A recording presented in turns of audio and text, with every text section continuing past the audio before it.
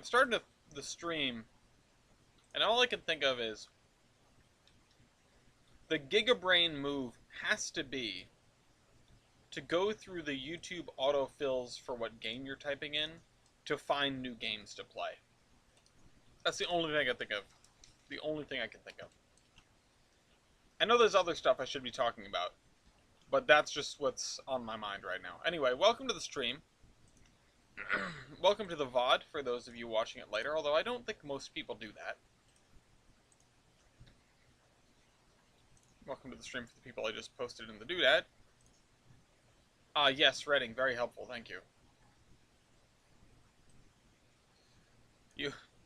You say that, I'm wondering if you're saying that in reference to my, description for the video, which is I dedicate my life to the spreadsheet.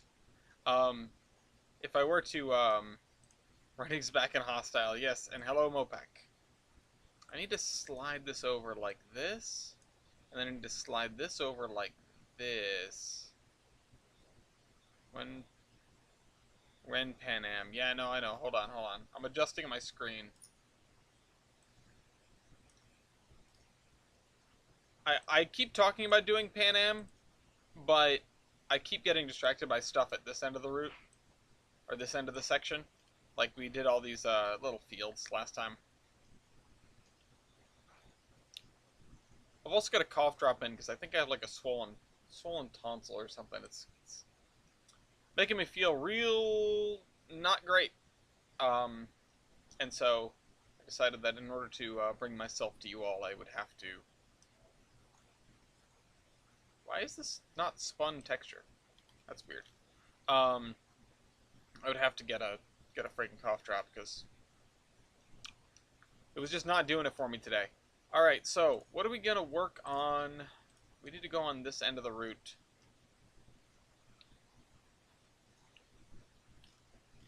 Oh, and I marked that out like there was supposed to be a field here, this culvert.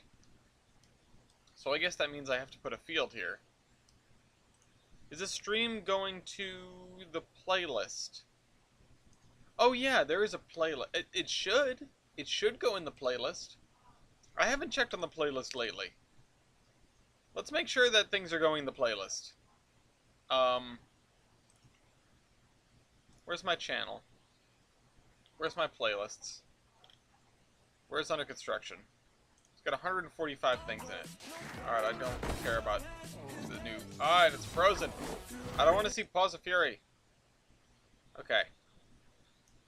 Alright, so yeah, it looks like it's been putting them... there was a stretch there where it was not putting them in the playlist. Between March and June, it wasn't. But this one should be in the playlist. Oh crap, and I just reordered them by accident. Unreorder that. Is that what I can do as the person who owns the playlist? I can just reorder them willy-nilly? Anyway, sorry, back to the making of the doodad. I was not sure if I was going to leave it. I thought I was going to leave this as a as something other than a field, but I guess I'm going to make it a field. So let's do this one. How does this look from close in? This actually looks really good. We're going to use this. Hello, Legacy.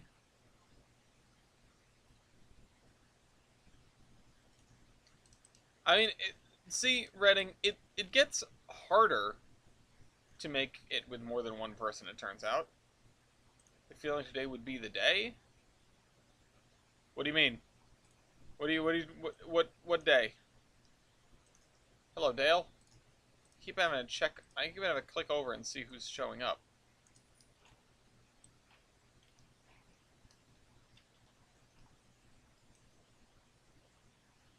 Okay.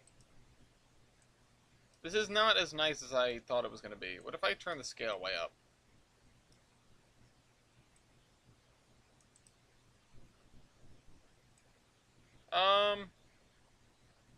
I guess that's not worse. No, it does not need a 410-2. No. I know exactly what you're talking about, and no, it does not. Forgot to tell you it was stream day, but my body told me it was. Well, I'm glad your body clock will tell you what day of the week it is. It's not like I don't do these on a schedule. I know sometimes I flood the schedule, but I do try to be here every Thursday. Oh, I need to talk to my mother. Speaking of which, speaking of trying to be there, Gloria gave me permission to not go to her birthday party, which, in fairness, I'm gonna take her out for her birthday anyway, which is not the date of her birthday party. I just feel bad not being there. At the same time, I know the group that is going to be at the birthday party, and it's probably going to be drinking and smoking and partying, which isn't really my scene. As you probably understand by the fact that I am here doing this. What is my scene is not telling Gloria that I just ate a chocolate bar. And what else is my scene is watching Gloria try to thaw out a bag of hash browns by putting it in a bucket of water, and then the water getting into the bag of hash browns, and then trying to strain the hash browns and just dumping them all over the sink. It was incredible. That just happened. That's why the stream started at 7:05.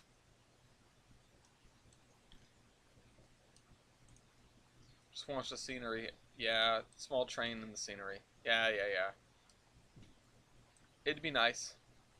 There is no, excuse me. There's no scenery anywhere in the Geiger Mountains yet. The 3-foot gauge, because that was like my late addition to like, alright, I guess we're doing 3-foot gauge. I guess we're doing narrow gauge. It's like a, it's like the bottom of my priority list. I don't have the map open right now, but I know we're going to keep going in this direction for at least a little while longer. I don't really want to beeline for Geiger City because of just how much of an undertaking that is, but I am probably going to be moving steadily in that direction for at least another couple of segments. Actually, I suppose what we're going to be doing is doubling back before anything else. Alright, we need to fill this area with trees. Because it's warmer. We're nameless city encircled by mountains. Oh, nameless city, yeah. Alright, so we're gonna try to fill this in without... Oh wait, sorry. There we go.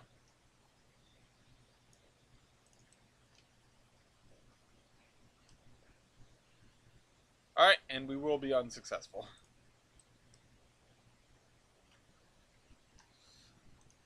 Let's move some trees around so that we don't have to place down another chunk of trees.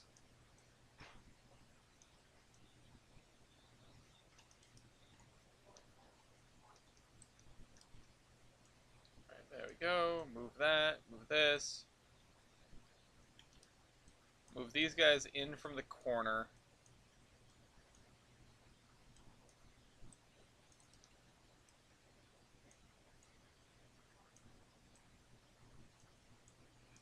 Yeah, we can fill this area up, and then we'll fix the textures afterward. It's a procedure in which we go over the same spot at least twice. Every spot. Okay.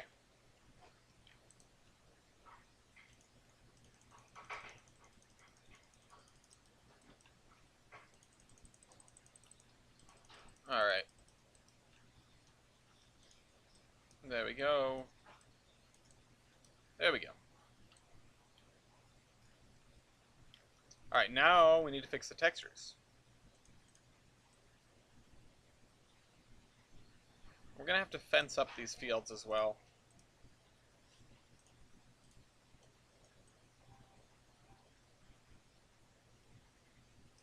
There we go. And we'll come through here with dirt and patch in some of these other areas.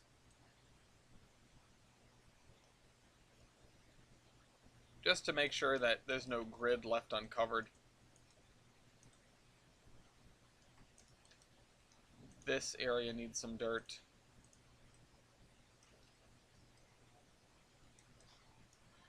I just realized I wasn't holding the thing to spin the texture, which I need to always be doing unless I'm making a field. Always spin your textures. The textures are not good enough to not tile when you don't do that. But I hope everyone's having a good Thursday. I know I can never get the hang of Thursdays, and that sounds like the intro to a comedy set, but it's not. I really don't have a stand-up routine. At one point, I was working on what I thought could be a stand-up routine about my new office job, which, you know, this would be like 4 years ago when I had an office job at, you know, in the before times.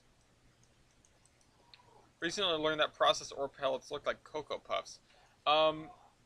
Era of motive power is actually a good question. So we are in the 50s-ish, or what we would understand as the 50s. I'm not trying to be pretentious by saying that. It's just, as I was enumerating, yeah, what's the deal with Thursday? Like a couple episodes ago, we're not in the United States, we're not in America, we're not like on Earth. It's not a place that we're familiar with. You know, it's just a similar place. Hey, Shoreline. It is a place with similar vibes to 1950s America. And that's just sort of that. Was this year's crops good? Over here, well, it's June in the route, so I don't think we know yet. I don't think we will know yet. We'd have to wait until harvest season. I'm trying to go by that adage from, I think it appeared in a Model Railroader magazine, 70 degrees and sunny. Yeah, transition era. I should have just said that. I don't know why, I got hung up on the year. But yeah, it's transition era.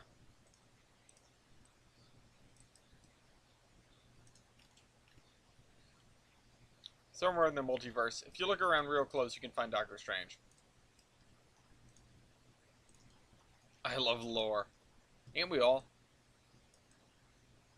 Okay.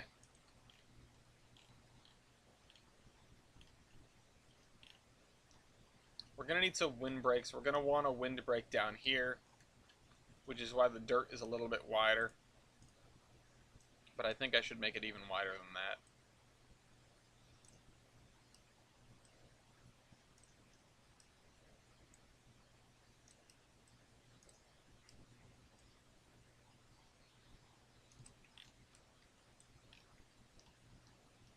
Okay. Let's see. Okay. So we need to fill in this corner.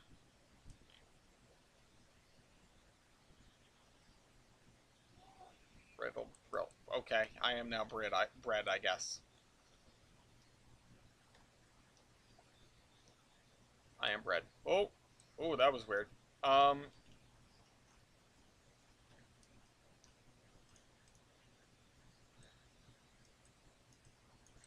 Missed a spot.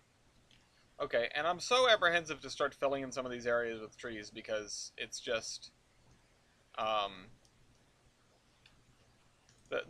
the blocks of trees are just so clunky, and I might delete something by accident.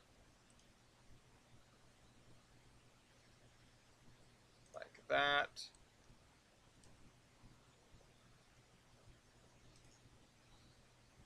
Alright. And like that. Admiral Whole Wheat. Why am I bread? Where did this just appeared? Is Dean somewhere making jokes? He's the bread guy. He's the base of his bread or something. Okay. So we have some extra trees. Let's clear out the extra trees. When you have all your trees bunched up sitting on the main line, not ideal. Unless they're like in a log car. But But they're not really trees anymore, then, are they?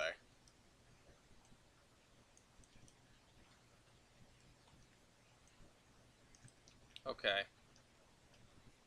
Bread is just good. Yeah, I mean, I definitely don't mind bread. People with gluten allergies mind bread, I guess.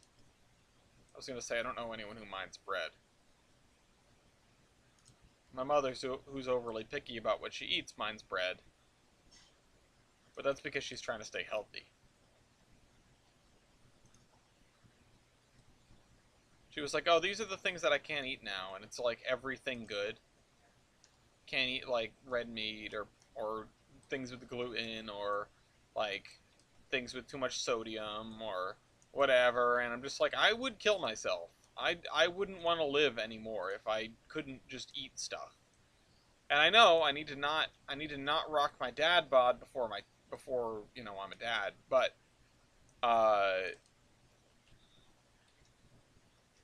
glorious cooking. I'm not gonna turn down glorious cooking. I did shoot down stuffed meatballs because frankly I just don't like them that much. And we always end up buying a whole thing of mozzarella pearls and then using like 10 of them and then the rest just sit, you know, till they go bad and then we throw them out, and it's not worth it. It's never worth it to me. Sweet Southern Chili Doritos. I didn't know those were a thing. Are they a regional thing? I've never seen them. I don't think I've seen them. Alternate reality Canadian Northwest settings owned by CNCP, BCR, and NAR. Cool.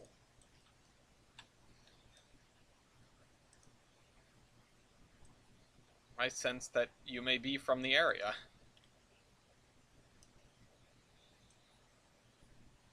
Yeah, I mean, I probably could have found like a realistic spot to put this thing if I had thought about that before I drew the map. They come in a purple bag. I'll have to look out for that. I don't usually... See, I am trying to eat a little bit healthier. I don't really eat chips anymore. I try to keep snacks out of the house because snacks just turns into snacking, and snacking is not healthy. I try to only eat really around meal times. And I know this started off with me saying about how I just ate a chocolate bar, but I didn't eat breakfast or lunch. So please forgive me. I didn't eat breakfast or lunch, and Gloria didn't want to make dinner right away because Gloria ate lunch.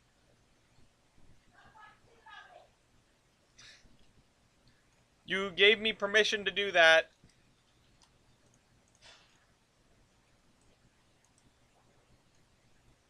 Gloria did explicitly mention the issue with the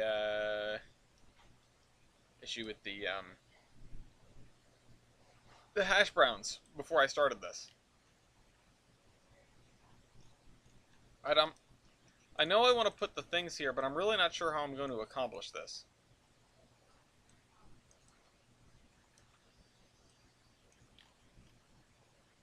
Became fat because I ate too much and now I'm skyrocketing towards starving. Don't do that.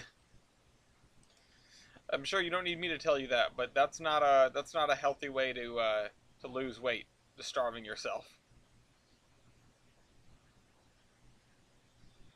I mean, some people do like intermittent fasting, and if that works for you, that works for you. I can't diss that because, I mean, it is what it is. But don't just like stop eating because you feel like you need to lose weight. That's not the way to do it.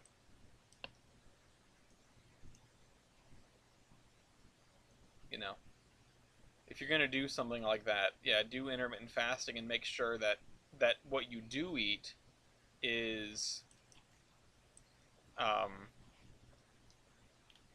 is like enough to cover your daily needs and nutrients, because getting you know, weight loss is a relatively simple formula. You know, if you take in more calories than you burn, you gain weight. If you burn more calories than you take in, you lose weight. It's really it's simple. It's just the methods of limiting your caloric intake is where it gets complicated. Lunch and dinner. I mean, that's pretty normal. That's pretty normal. Um, but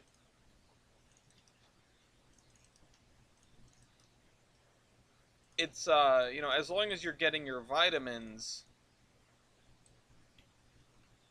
you need to make sure you get your daily vitamins, even if you are fasting. You know, even if you are not eating as much, just overall, because those needs don't change, and they will mess with you.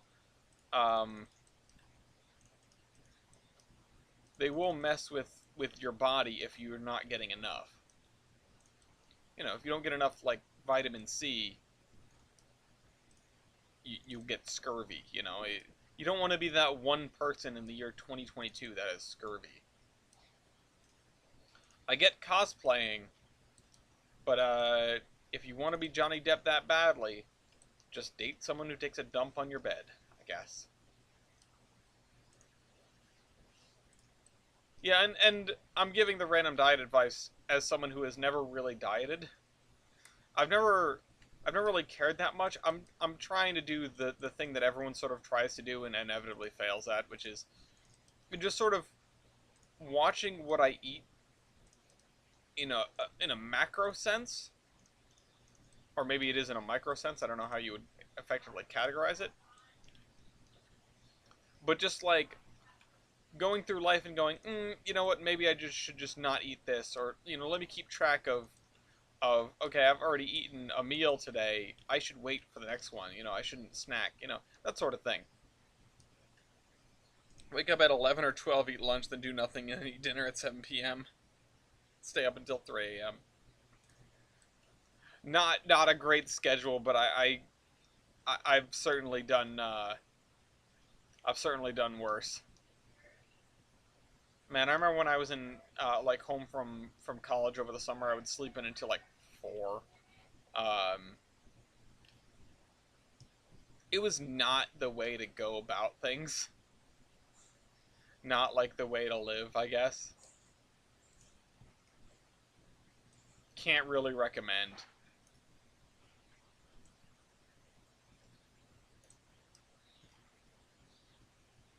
It's just that sort of thing where, and this is going to be totally lost on the ears of everyone, I feel, because when I was that age, I would not have listened either.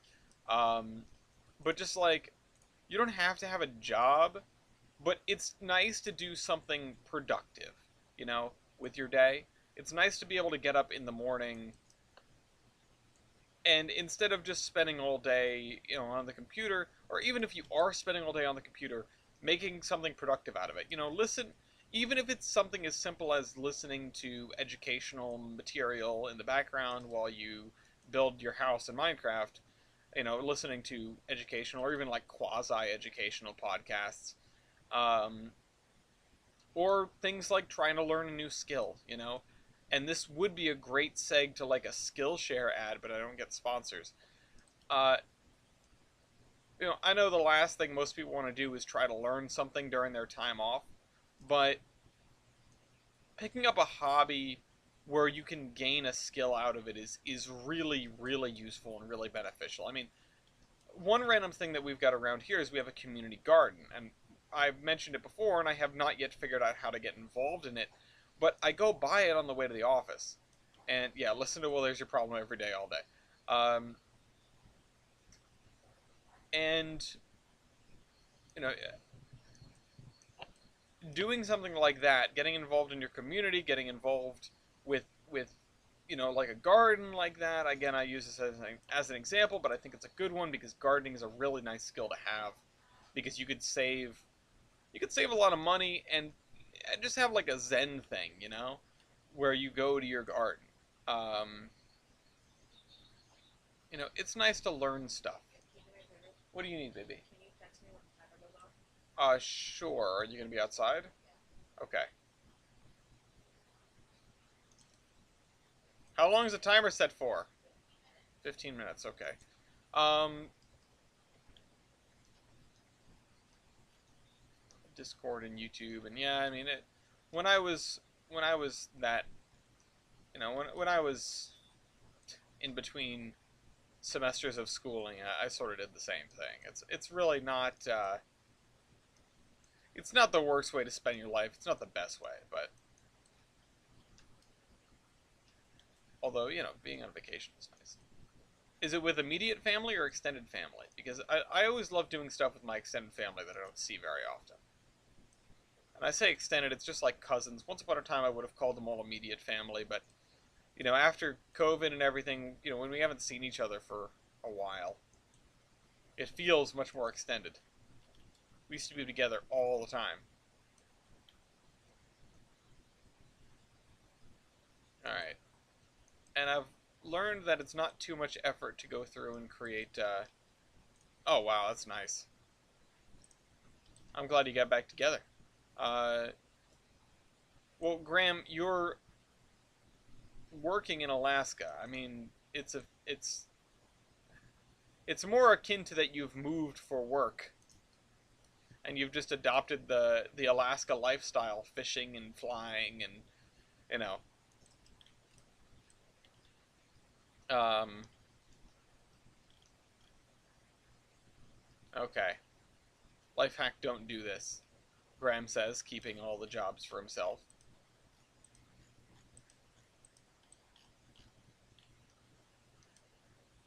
Oh, lag. Why is my game... My game's acting sus.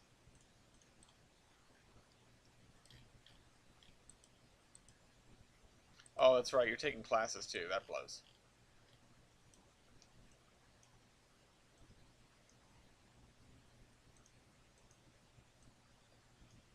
Oh, whoops. Let's point it to the west.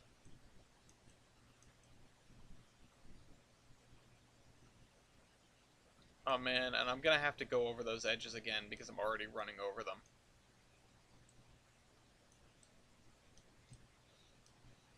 I am so lucky that I never had to take summer classes. Right after I left RPI, they instituted basically a 3-semester year where you basically had to take summer classes. And I thought that was such garbage, and I don't recommend going to that school anymore. I loved my time at RPI, but it is so easy for me to say, like, no, it's just not good now. Like, I got out before it got real bad, and I'm so glad I did. Um,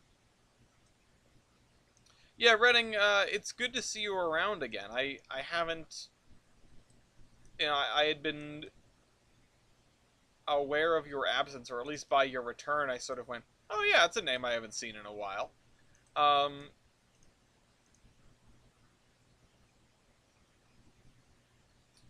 and I wish to you good luck on that, Kevin. Kevin, is the route you'd be letting go the same narrow gauge one that you've been working on for so long? Another life hack: don't fail calculus. Well, I feel like most of us are guilty of ignoring that life hack. In you know, yeah, calculus is hard. Calculus sucks. That's been long dead. Okay, I I have not been aware of what you've been building. I've seen a couple of screenshots here and there, I think, but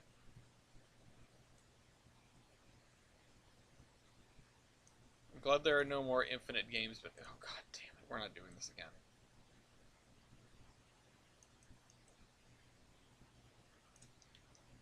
That's what we need. We need an industry called Infinite Games.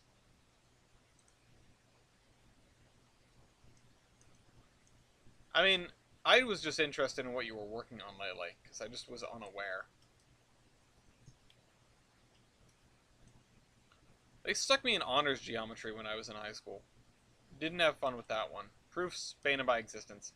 I mean, I get them. They're kind of cool looking back, but I did not enjoy working on them while I was working on them. It was sort of one of those things where I went, oh, how does this make any... Like, why are we learning this? This is useless. I'm never going to learn this in the real world. And yeah, it's kind of true, but at the same time, they're kind of neat, and also it sort of helps with your logic brain, I feel like. I feel like there's some justification there. Is the banana company ever an empire on bananas? Or do you mean a monopoly? Because I don't know. I can't tell you if the banana company does not have that much lore. I'm sorry to... I hate to break it to you. I know you love lore. But I'm not doing Banana Company lore. It's just there. It's one of a zillion businesses.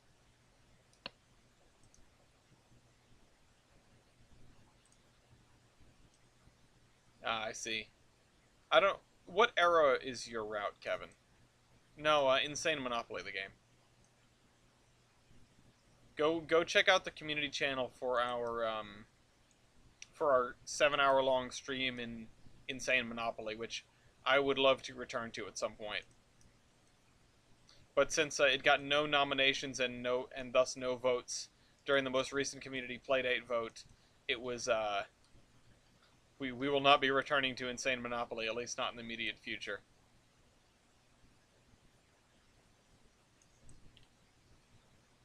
'70s railroading is really cool, yeah. And yeah, '70s is in an interesting spot to try and build a railroad in, or to try and model, because it's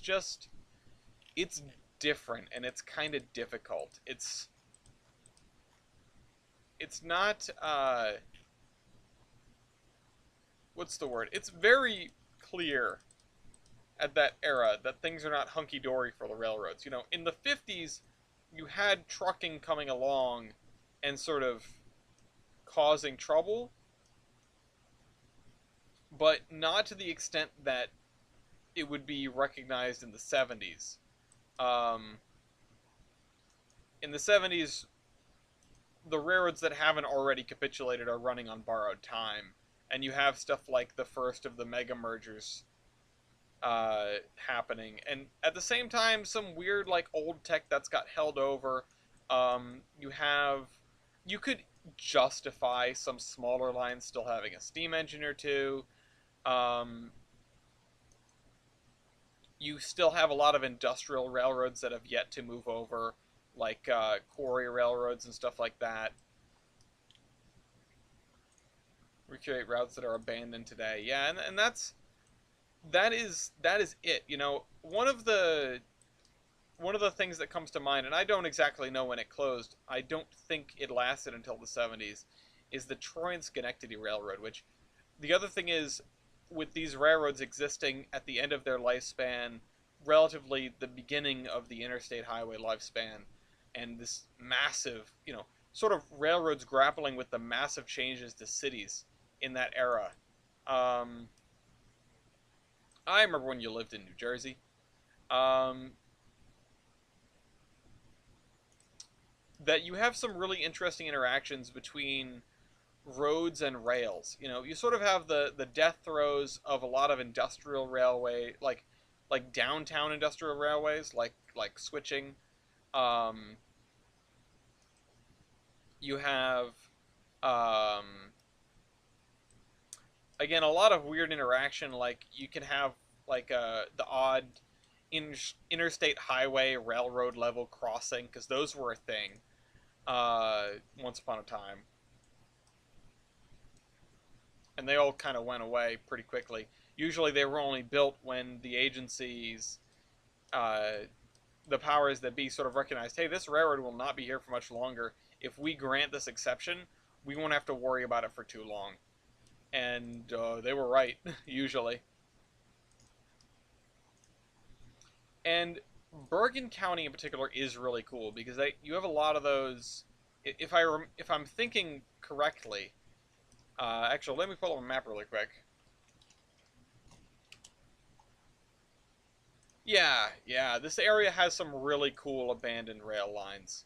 Uh, I feel like stuff down near Jersey City around Newark is, not to say even better, but also, is really, really interesting. But yeah, a lot of that stuff in New Jersey is interesting. Oh, okay. You would like to see the town of Pan Am? Well, here's the town of Pan Am. This is it. At least we got a station. We got a station now. Anyway, I pitched a New Jersey trip for the last trip vote, and we decided to go to Colorado instead, so. Uh, oof, Graham. Ouch. True, but ouch. Too soon.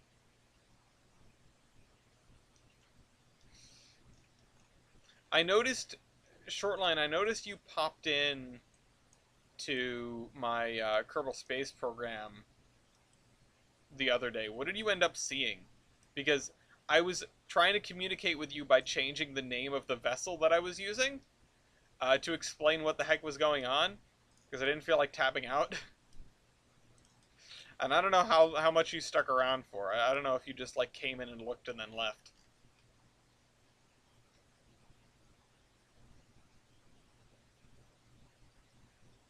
But yeah, I've avoided working on Pan Am, not deliberately. Oh, you had it in the background. Oh, okay. Uh, I wasn't deliberately avoiding working on Pan Am, but I did sort of realize I would like to work from this end to that end, and I just don't feel like building a street grid right now.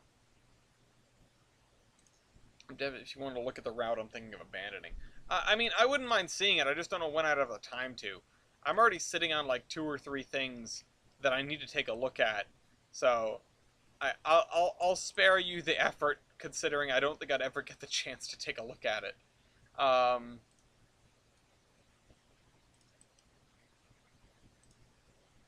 We're going to create some plausible industrial operations. I mean, I don't know.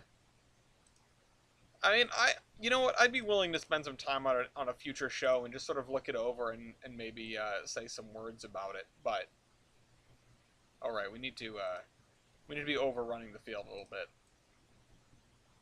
But if you want to just throw it up on Google Drive and remind me about it. Oh, I think we had I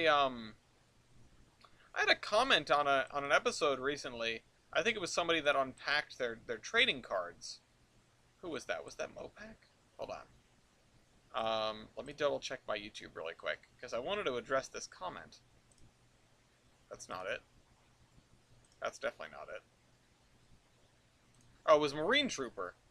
Well, I can say that Gloria isn't the only one with more than one Strasbourg 89, but 4 is pretty ridiculous, and I don't really expect it to get anything as I would like. I didn't really expect to get anything I would like, because I didn't really know what engines could be gotten, but I'm very lucky to get a WMSR 1309, which is awesome. That's my first car out of the pack. Nice! As I remember seeing that engine in the B&O Museum parking lot at a very young age, it was one of the engines I was very intimidated and scared of due to its size. The rest were 844, 1630, 2 148s, 1 CP 1278, kaboom, 2 Strasbourg 89s, and 2 Everett 11s. Nice! I recently just sent out 2 more packs to Achilles. You never got yours?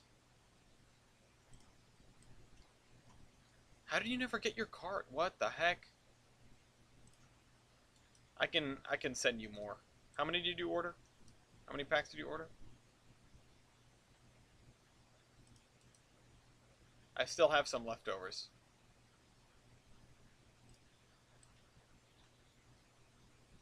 Get lost in the mail or something? Maybe I put the wrong address on them? I don't know.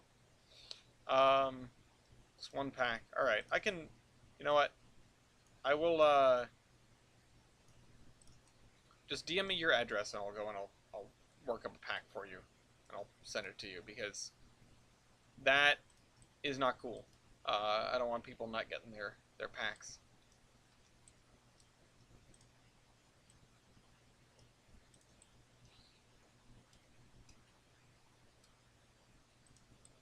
How is this cringe? It just is.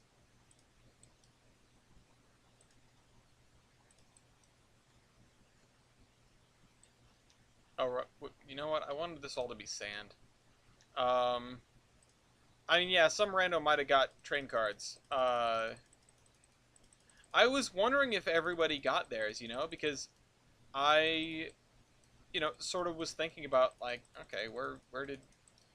I didn't get, like, a return or, an arrival confirmation or anything, because I didn't set that up.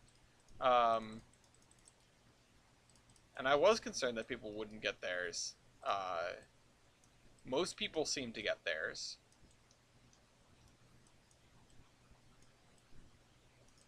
I would hope it's not because I mistyped something or miswrote something.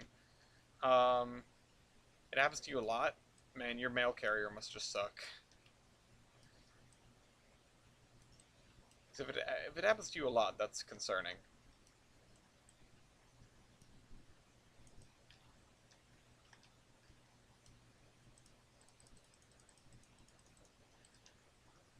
I don't think there was any tracking or anything on it, so I couldn't tell you what happened to it.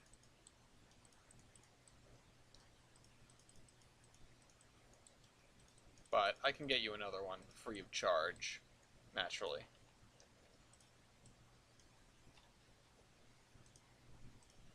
Change houses. Yeah, simply move somewhere with better mail access. Move into the post office.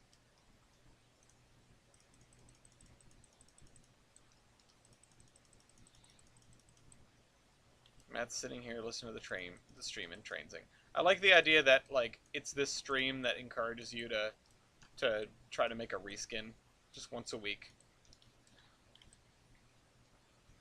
Okay. Don't steal from the post office. The post office is like the one government agency worthy of respect. Worthy of unconditional respect. I know they screw up sometimes, but they are poorly funded. They're doing their best with not a lot. Can't get lost in the mail if you live in the post office. You used to be able to ship people through the mail. That was a thing. That isn't like a joke. That was a thing. Mostly because mail carriers were usually very trusted individuals. Okay.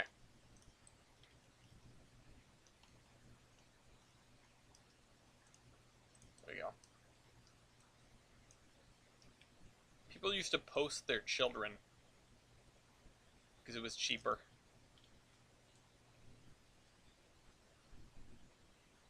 Alright, there we go. I saw a video about this, I think. I can't remember where. Oh, you know what? It might have been in a Well, There's Your Problem. It might have been in the airmail scandal episode. That might have been it.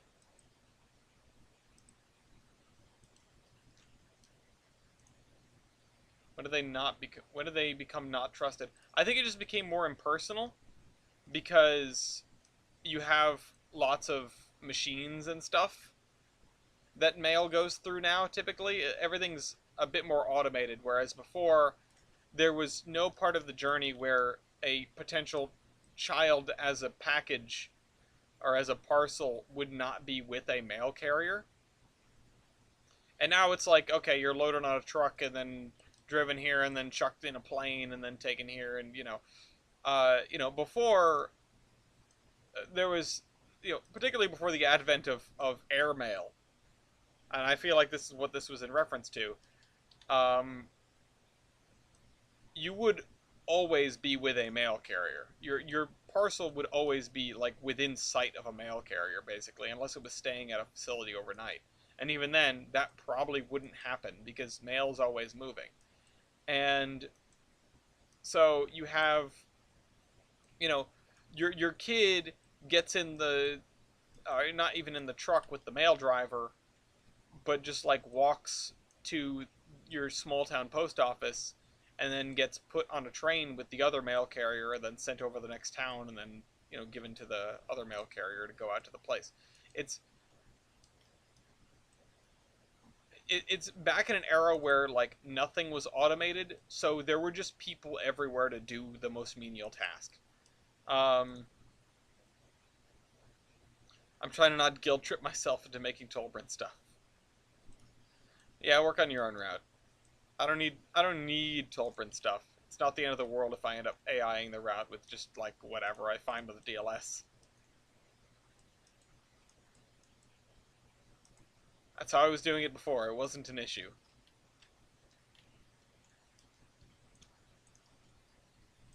Okay.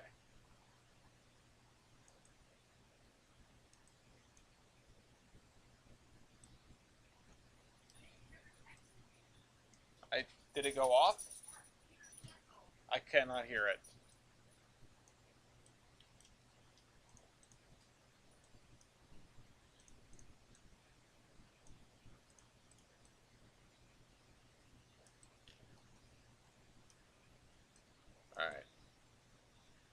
couldn't hear the alarm.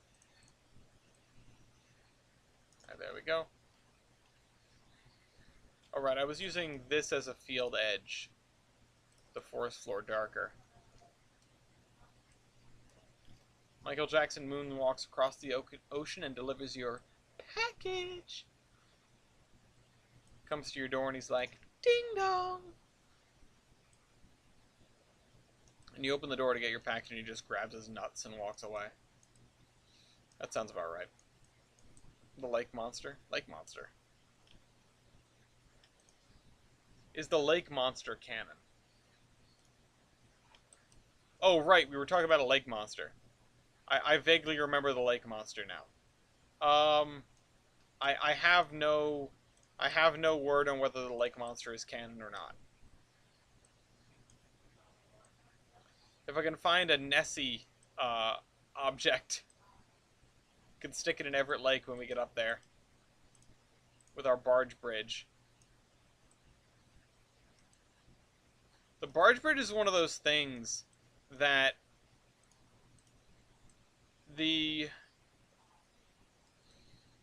I would have never known about it if it weren't for the NBW, and now their website's offline, so there's like no record of it.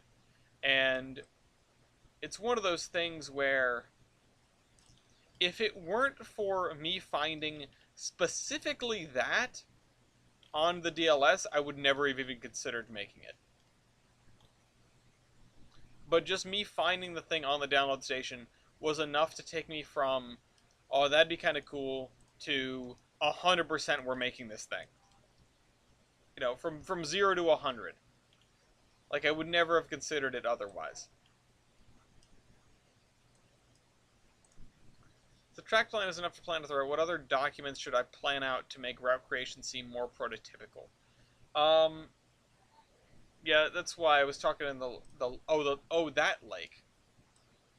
I have no word on whether there's a lake monster in there or not. Other documents. See, I like backstories.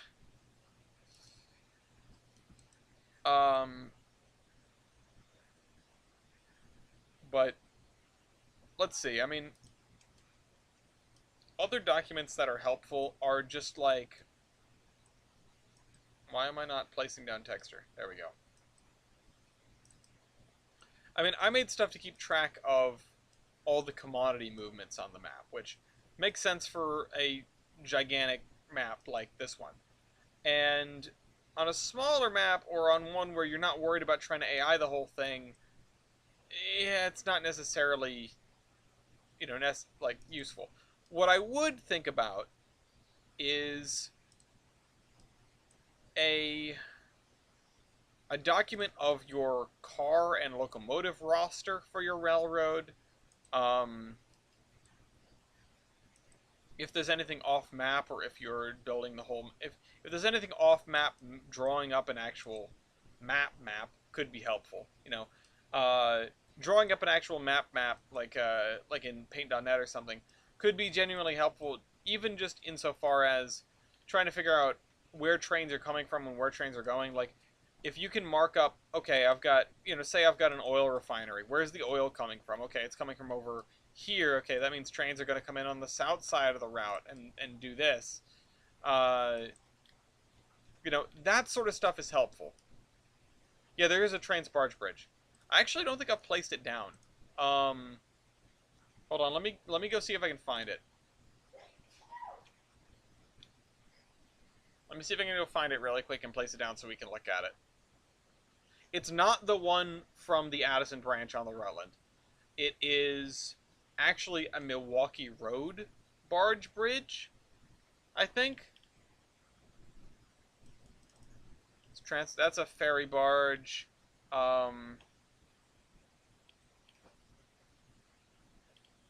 Sailing barge, tarp short barge.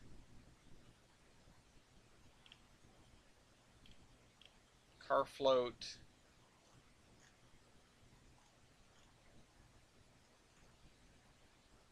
Let's see.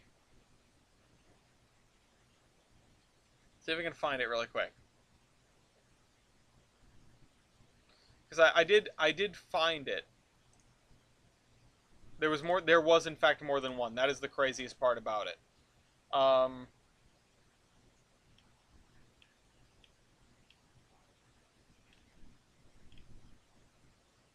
where is it?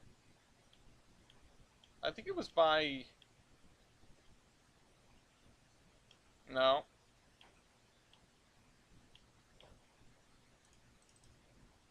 no, it's an actual barge.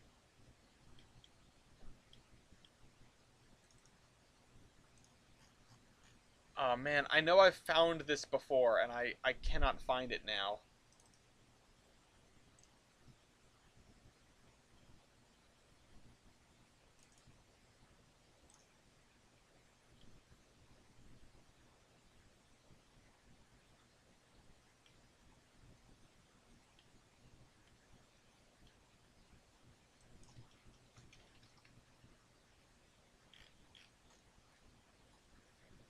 And of course, I'm just typing in bridge now and trying to find it.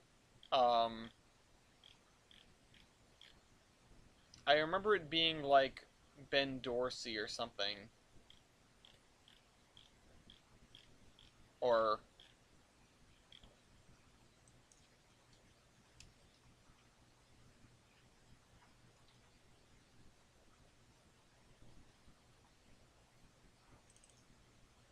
that's not it.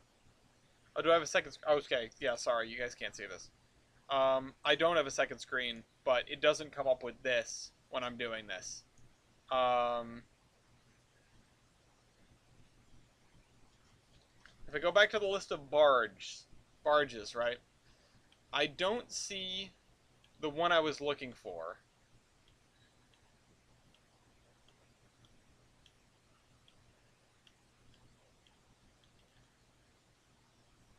Because I believe it was called like a barge bridge. I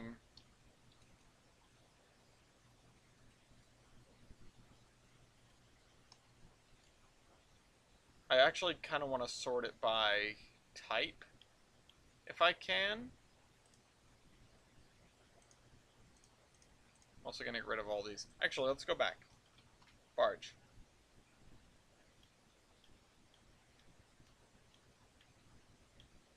There's a transfer table ferry barge. Barge underscore. No, it's just these.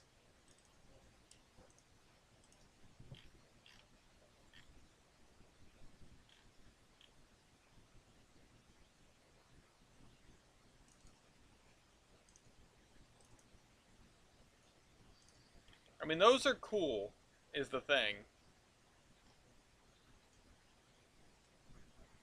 Um, barge ramp. No.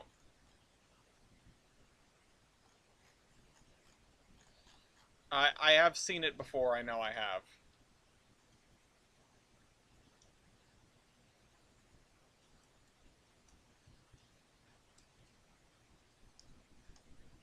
So let's see if we can... Yes, baby? I'm utilizing the air fryer.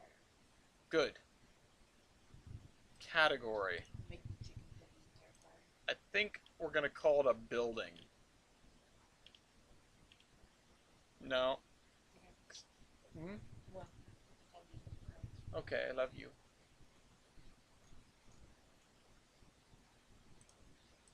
Category. What category are...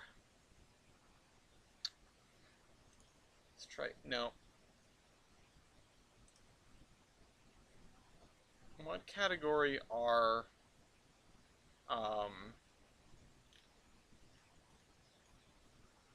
Fixed track. No, that's it. Okay, so turntable is in fixed track. Um...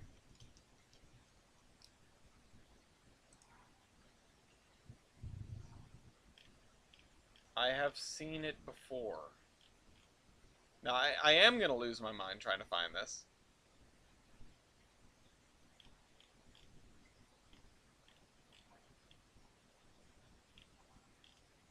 And you know what? I think I'm okay with that. I remember it being Milwaukee Road. But I don't... Hmm.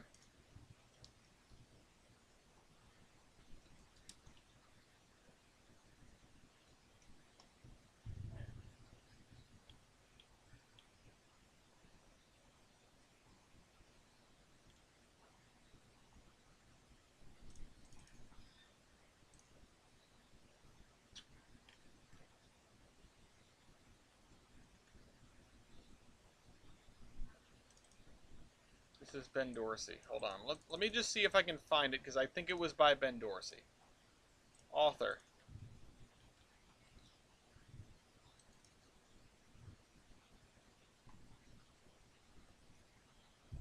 Okay, because he calls things not drawbridges. Like these lift bridges, swing bridges. WP&W swing bridge.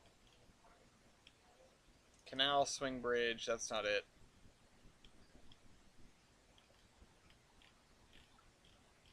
Vertical lift bridges. That's a lot. FEC bridges. Where's east?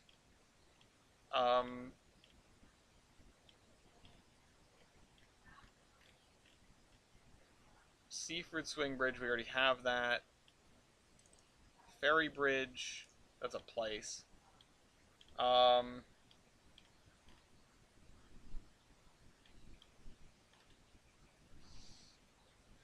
Railboat bridge. Nope, that's not it.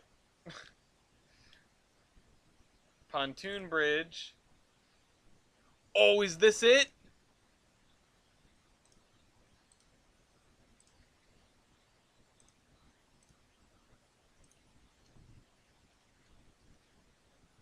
Ah, shucks. Come on.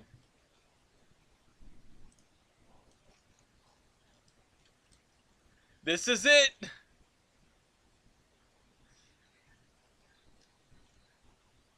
Barge bridge. We have two of them, actually. So there's this one.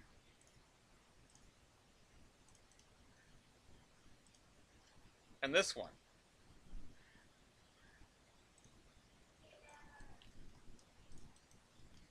Oh, that's a portable toilet. That's not a pontoon bridge. This one.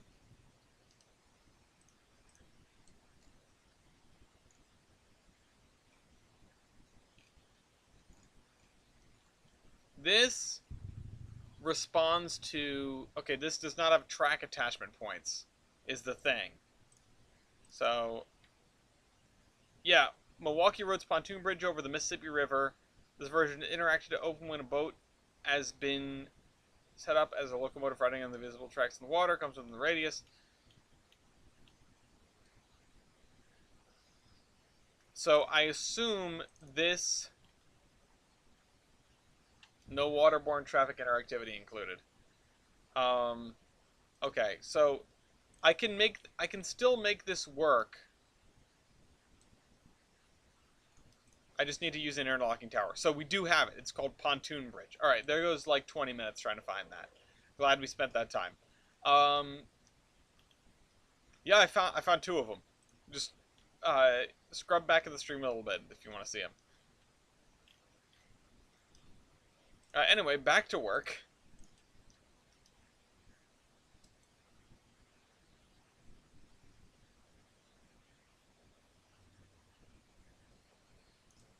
All right.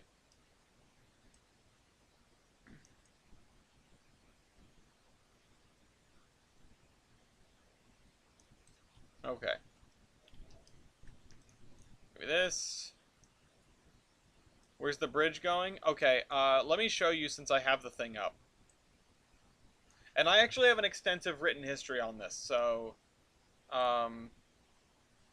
pictures... Maps... Tolbrand... whatever the newest one is.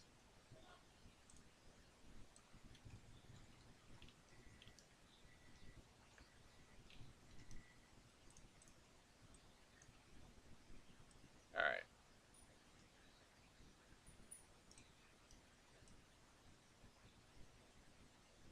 There we go. There we go. What are the two kinds of sand? One of them is coming down the river, the other one is not.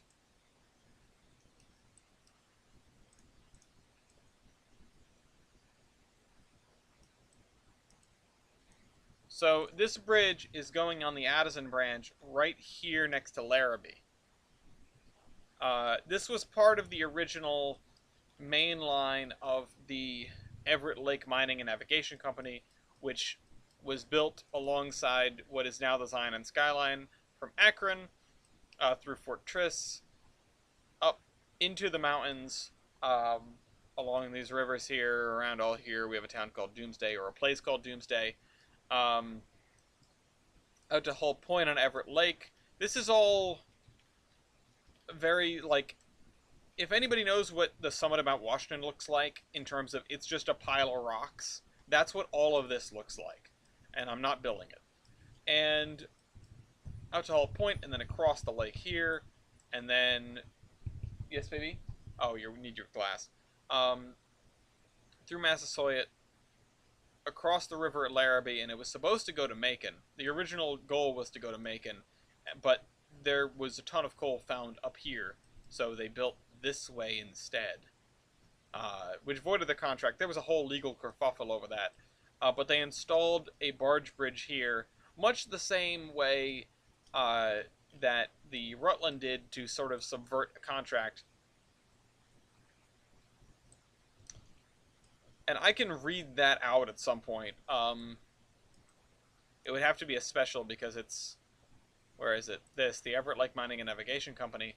Where's the relevant portion? This is like several pages, many pages. Barge project. Barge project.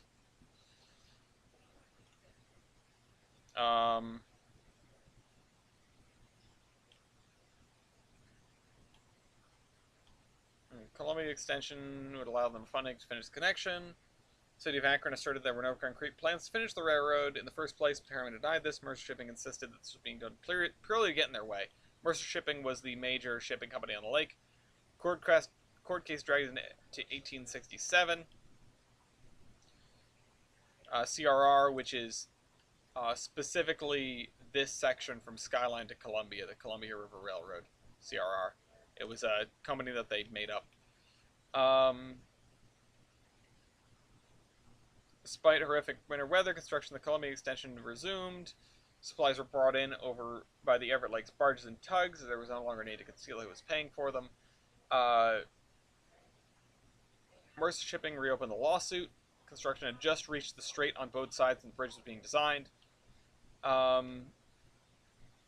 Court ordered that no fixed or movable bridge span shall constrict the west end of Everett Lake and no less than 300 feet in width of clear and obstructed water for commercial and private watercraft shall be provided at all points therein. In other words, no, you cannot build a bridge here. And so the railroad then decided not to build a bridge. They just bought a long barge and put rails on it and said, you didn't say we couldn't have a barge.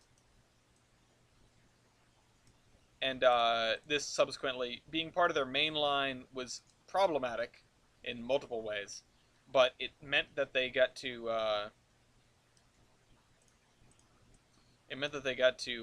run trains. Multiple times during the life of the company, the railroad tried to modernize one thing or another, double tracking their main line, things of that sort, and they were always derailed.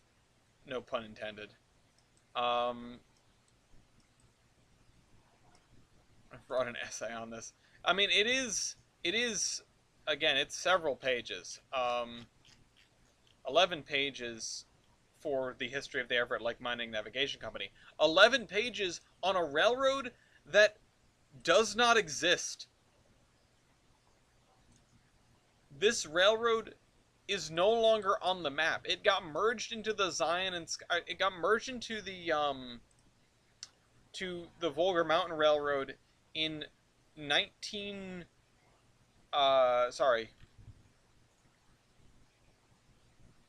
when was it?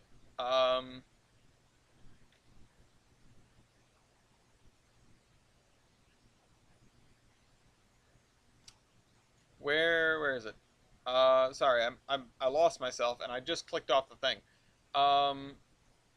In 1936, so 20 years ago,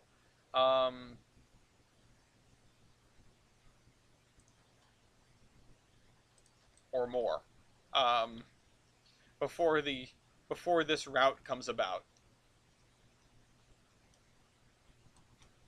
So, you know, I did just sort of start writing and not stop with that.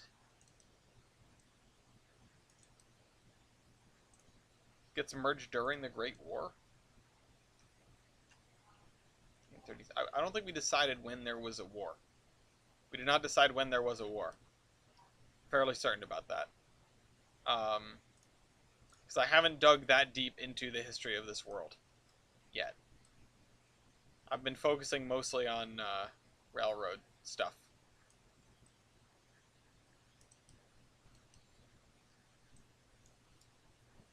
Railroad and I guess weather-related events.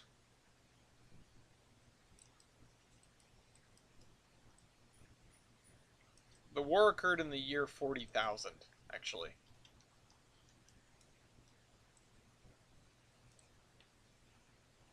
Okay. So we're gonna put this over here. The Great War would change a lot of things, although it oftentimes happens that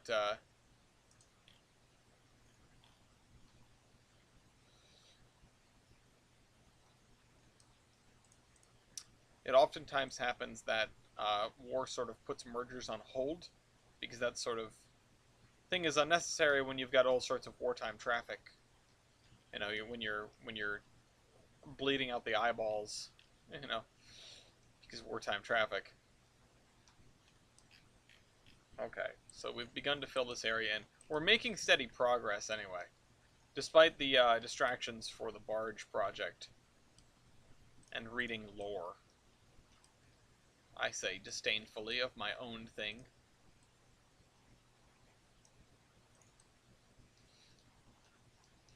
Blah blah Davenport, blah blah Pearl Harbor.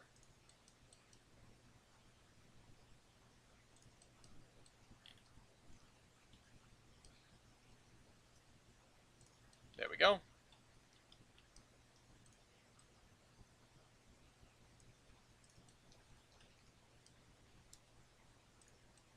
Yeah, I know we've established that there was a war, just never when, just previously, you know? It was long enough ago that the factory's abandoned. Under liberal or authoritarian? I don't... Again, think... Just... If I haven't said something, just go with USA in the 50s. So, Red Scare? I don't know. You'll have to assume that it was more or less the same economic conditions as existed in the 1950s, so therefore the same policies must have existed in the 1950s. And I know, or you know, as existed in the 1950s in the U.S. I know that we discussed the alternate history Oil Act some time ago, when we were wanting to figure out how could we get Amtrak to have steam locomotives in the present day. And that would be a cool world to sort of base something on. But that's, first of all, having its impact like in the 70s. So hey, Kevin, if you wanted to base it on that, that would be... There you go. There's some interesting basis. What would New Jersey be like? What would New Jersey be like after our fictitious Oil Act? But probably just even more. I don't know. I don't know if you were here for that episode, but I should have written it down. I would hope somebody wrote it down. Better? No, probably worse. Probably distinctly worse. New Jersey is already bad because it's just full of roads, among other things. But, you know, left to their own devices, traffic engineers will always build New Jersey. It's a good quote. It's crazy. I had never driven on so much road at once until I drove the Jersey Turnpike. It blew my mind that you could have that much road at once. Like, I knew that it existed. I knew that stuff like that existed. I mean, there's famous pictures of, like, crazy wide highways in Toronto or in Texas. But being on that, it's like, oh, there are, like, 10 lanes in each direction. There are the five like express lanes and five, whatever lanes.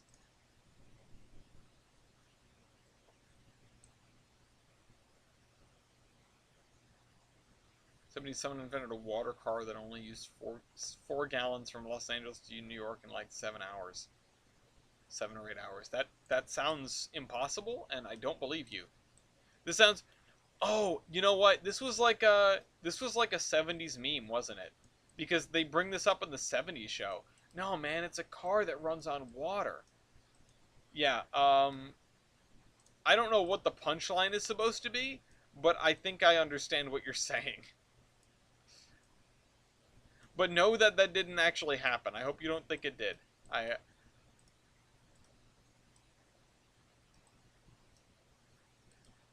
Sounds like a fuel-efficient steam locomotive. Actually, it sounds like a hydrogen and oxygen powered rocket, right? Uh, Technically only using water. I mean, you'd be using a lot more of it, but just the constituent parts of water, right? Okay. So, Britain's National Coal Board used their austerities up until the early 80s. Yeah, I mean, a lot of European nations, I mean, Britain is a good one to talk about just because so much of their steam is preserved. But a lot of European nations really hung on to steam. Part of it was because they were like Soviet bloc nations, and that was just the smartest thing for them to do. Uh, or they were just flattened, and that was the smartest thing for them to do. I mean, it wasn't because of nostalgia, but some time ago I wrote a short story about a Russian guy who uh, was keeping an eye on two of the locomotives in the Strategic Steam Reserve, like way out in Siberia. Not not based on anything in particular, just I thought it would make for a nice atmospheric little story, and it won like third place in some competition that RPI put on. Yeah, Bosnia does still use steam locomotives. Rest in peace. Well, aren't they BR-52s? I don't count those. Um, Rest in peace. The Chinese one whose name escapes me. I want to say Tangshan, but that's the name of the builder. Um, the coal mine. You guys know what I'm talking about. Oh, Sandaling. Sandaling. Uh, there probably wouldn't be nearly as many steam locomotives in Britain if not Barry Scrapyard. I like my lunch steamed. I feel like Diesel 10 is the leading cause of steam locomotive destruction in the United Kingdom. What? Lafayette just came in here, barked at nothing, and left. Steamed hams. It's time for the goddamn news. Steamed hams.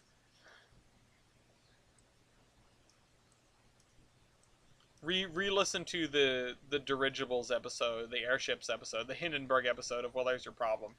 It's gotta be one of my favorite episodes. Mostly because I friggin' love airships. People know this.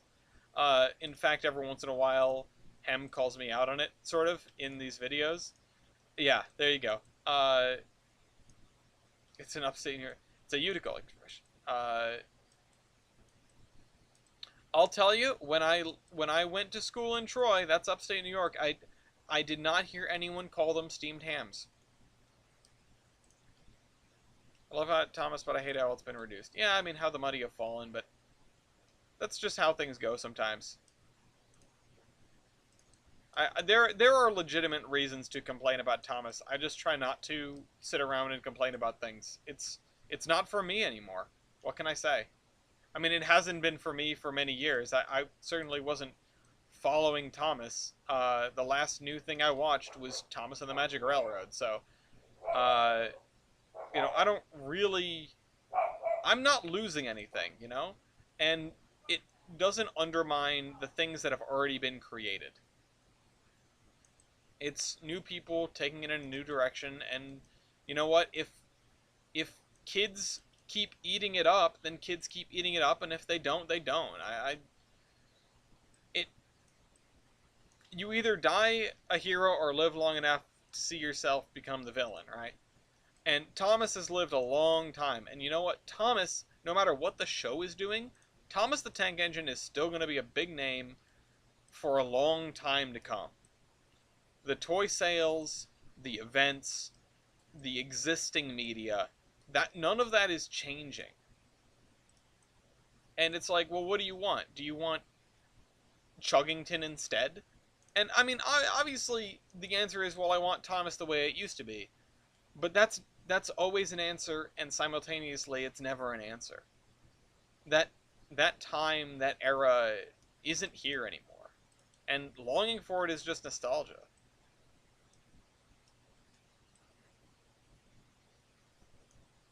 And yeah, it was a different series. Things have changed. But how far can you really get? How much more could you really have done within the confines of Thomas as it was? There was plenty of... What? What? What do you want? I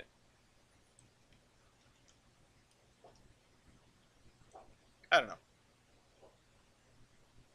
People have said that, we defend it, or people defend it because they're passionate about it. And I wonder how much of that is passion, and I wonder how much of that is just, I liked the thing as a kid and I wanted to stay like that, and I see it now and I don't like it anymore.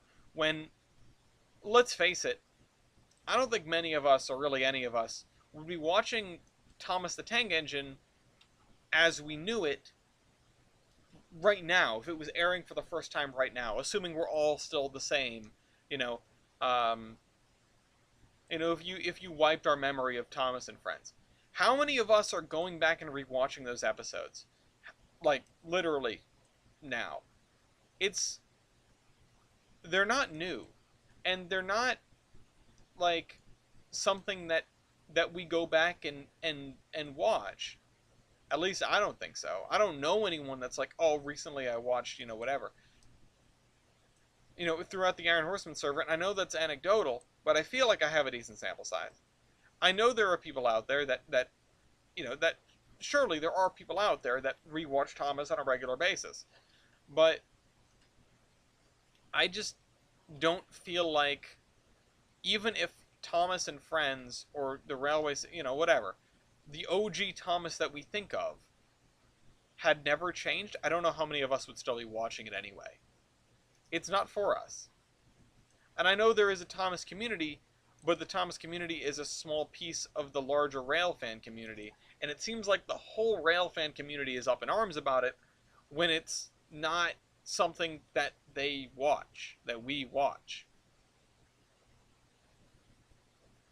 I know that's all anecdotal, and I know I'm just trying to pull the wind out of people's sails so that the argument can be had, but I'm trying to rationalize to myself, like, you know what, yeah, I don't like what they've done with Thomas, but at the end of the day, it's not for me.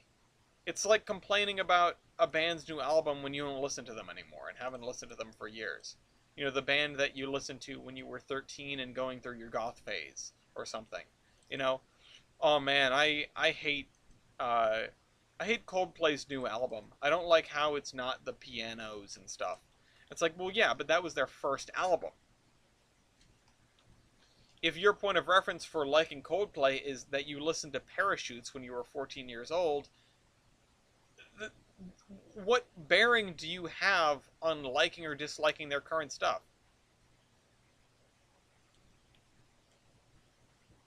And yeah, there's still a dedicated community out there, but that content isn't changing, and that community is a small piece, or probably a negligible piece, of the audience that they're obligated to cultivate.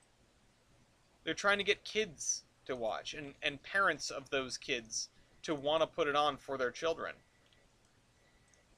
I hate the new Doodle Bops album. Yeah, exactly. Man, I just hate the Wiggles' newest stuff. It's not true to what they're, it's, what do we care? Most of us anyway. Again, I know there's a community out there. I recognize that. And those people, they can complain about it to their heart's content.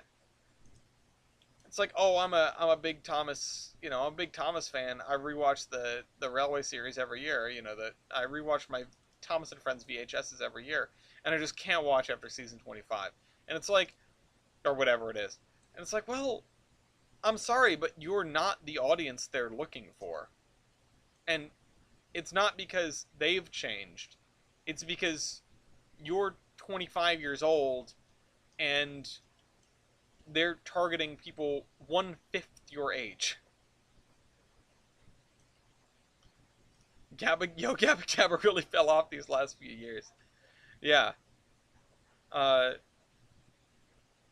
Wiggles is supposed to be male dominated for legal reasons. That's a joke. My money don't wiggle wiggle. Okay, Matt.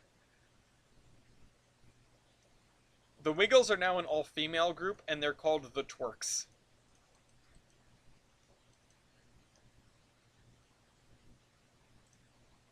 When the New Hampshire Wiggle robs B for Rhode Island Jingle. Speaking of which, did anyone see this apparent controversy? Which, again, not really controversy to me. I don't feel like it should be a controversy to really anyone, especially considering this is like the least bad thing a politician has ever done. Uh, there's apparently a Rhode Island senator or prospective Rhode Island state senator, like not national senator, Rhode Island state senator, who's posted a twerking video and people are all upset about it.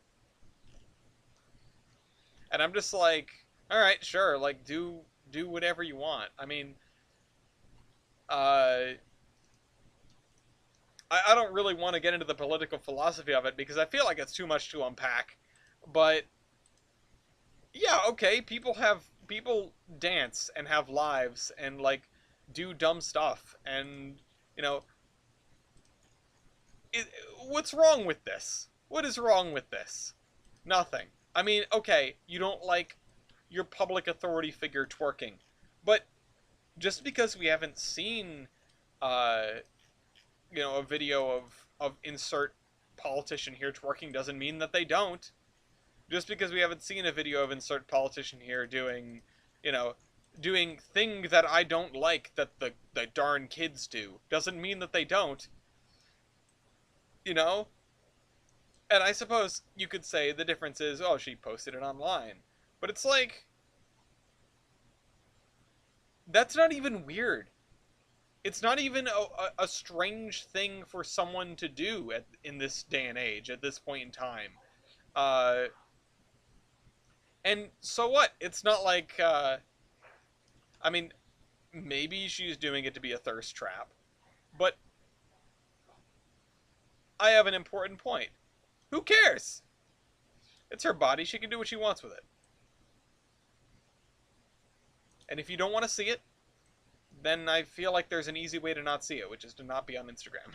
Or not be on her Instagram, or whatever it was. TikTok, or whatever social media that the kids use these days. Am I being controversial by saying this? Yeah, to some people. Uh, but you know what? I don't... Should we be judging our politicians by what they do in their social medias or their ability to govern?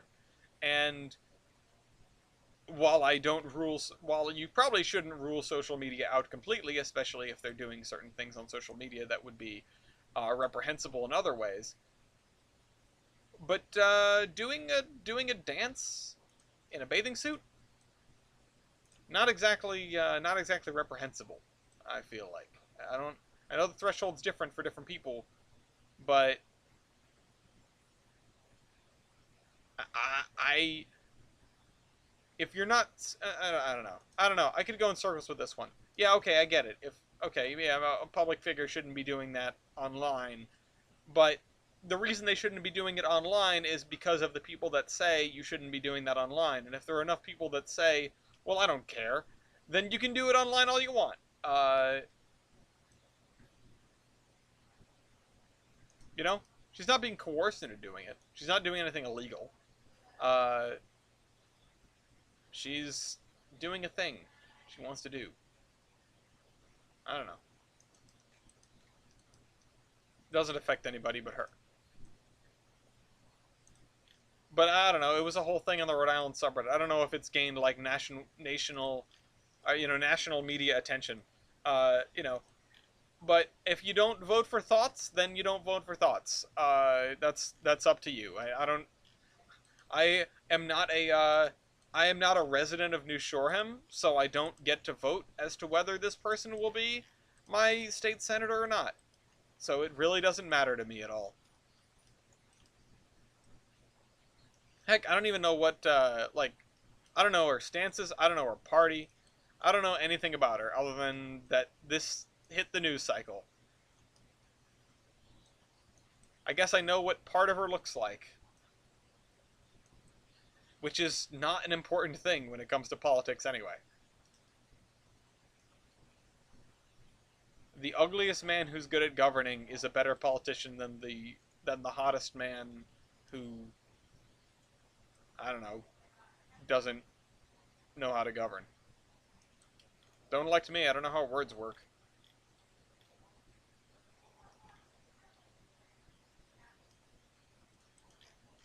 All right. Give me this texture. What time is it? It's 8:30. Okay, so we're halfway through. A little bit more than halfway through. And I will go do a spreadsheet later. And did I scare everyone off by talking quasi-politics? I apologize. This is just what's in the news lately. There's certainly nothing more important going on than a woman twerking on the beach on Block Island.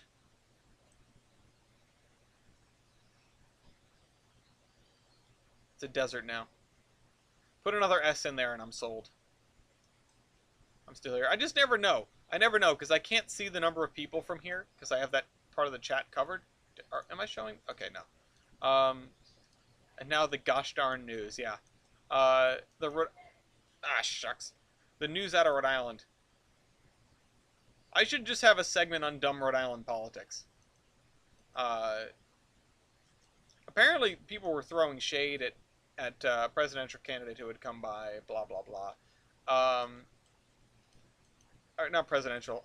Not even gubernatorial. A mayoral candidate. And after thinking over some things, I still am not sure who I'm going to vote for. I didn't know Minecraft Steve lived in Rhode Island. Yeah, he does actually. Hi, baby. Did you see the thing about the Block Island state senator twerking? No. Apparently that was the thing. There was somebody outside Stop and Shop today. Twerking? No. Oh. He was, I guess there's a woman running for lieutenant governor, or she's trying to get her name on the ballot. Okay. And her husband was, like, promoting her, and he was like, he got me to sign this paper, and I have his wife's campaign slip in my bag. Who is it? Hold on. Because I was just talking with one of Brett Smiley's folks about somebody. You. Rhode Island politics, and the background is the political poster you found in your basement. It was actually under the floor. I don't know where it is now, actually. I don't know if it's still leaning up against the house or if my dad, like, cut it up and threw it out.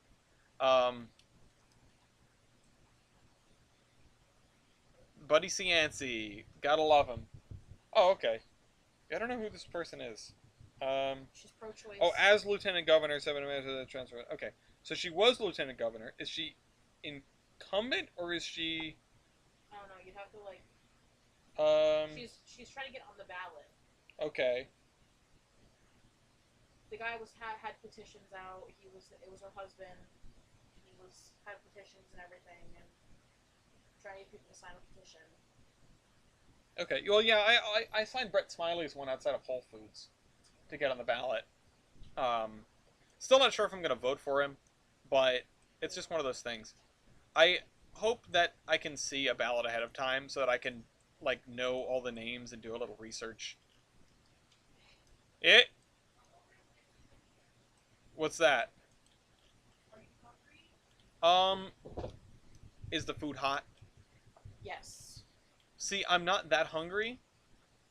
Well, the chicken strips are almost done, but the potatoes have been out of the oven for like a while now. Oh. Man, it's fucking hot in here. Yeah.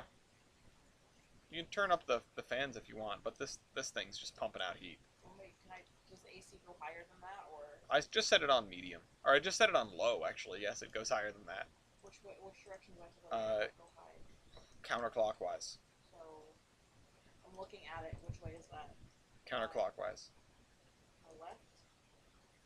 It's this way. The left. So, I guess you could call that left. And The bottom's moving to the right. Okay. Well, oh man, I do kind of want food now, but I don't want to eat on the stream. But I also don't want to wait. Yeah, it will be cold in an hour and a half. All right. Yeah, all right. Yeah, I would appreciate food then. Okay. It might be more effective to. Never mind. Just putting the this fan up a little higher as well. Putting the AC on medium and putting the fan on medium. Because the fan is also on low. I am starting to sweat.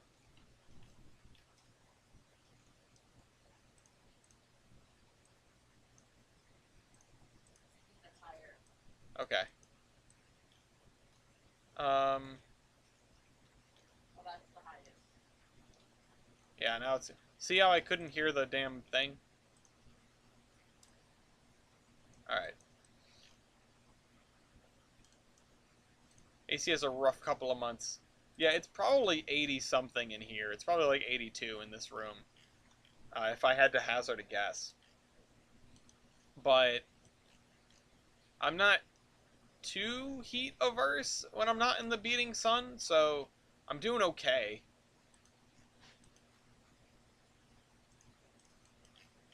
Geothermal for the win. Well, lucky you. I've got ledge right under the house. I can't drill down at all. Oh, I said I wanted a place to have horses, huh? Han's in here.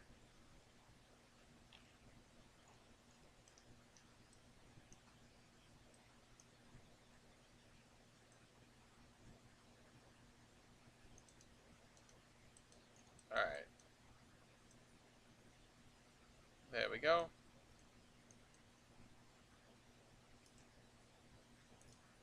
As a Celsius user, those numbers are making me have a panic attack. Yeah, no, we're actually, like, boiling alive right now. I don't know what those numbers are in not freedom units, but it's warm.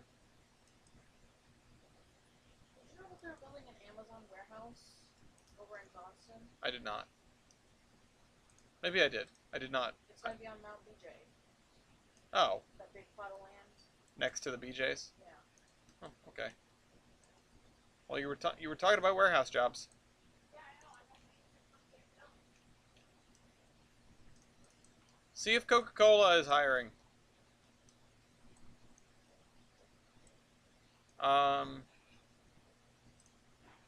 So that Moonbase Alpha has become quite a meme. Hasn't it been a meme for years? I feel like it hasn't been a meme now for a while.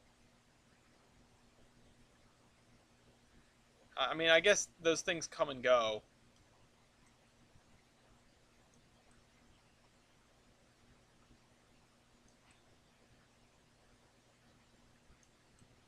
It's not... In not freedom units, it means you're 20 units from the boiling point of water. No, I know. I was trying to convert the temperatures into centigrade for you. I was trying to say, like, oh, it's this temperature in Celsius so that you could understand. But I just don't know Celsius off the top of my head like that. BJ's batteries, yeah? We finally ran out of batteries, Matt. I used the last 2 batteries from your giant pack of batteries, like, 2 days ago to put in an Xbox controller. Potatoes are kind of sad. Well, the potatoes started off getting drowned, so...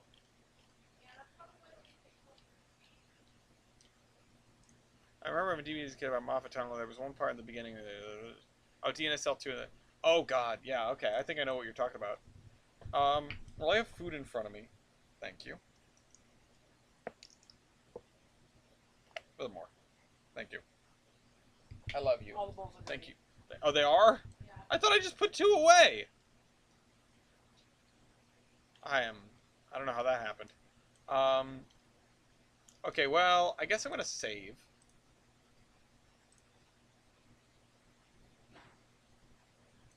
Saturday will be 1 year exactly since I bought those. That's too good. Okay, I'm going to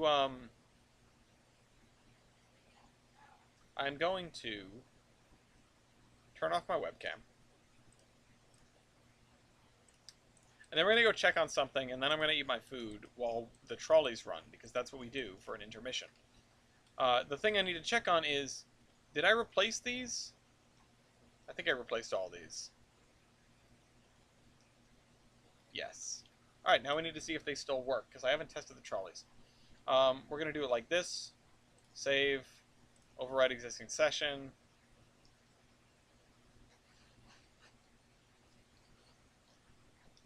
The potatoes are still very hot.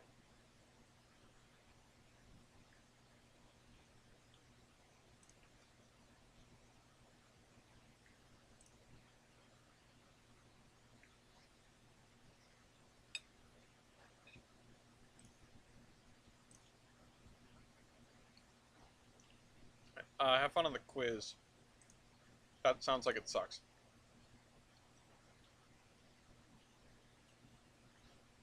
Why would you do that? 90 trolleys. Yeah, sure. Extra trolleys.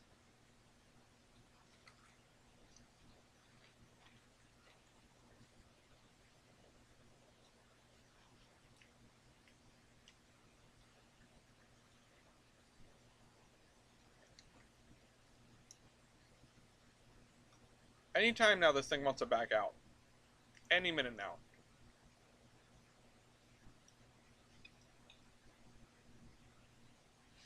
Oh wait, it crashes when I do this. I totally forgot.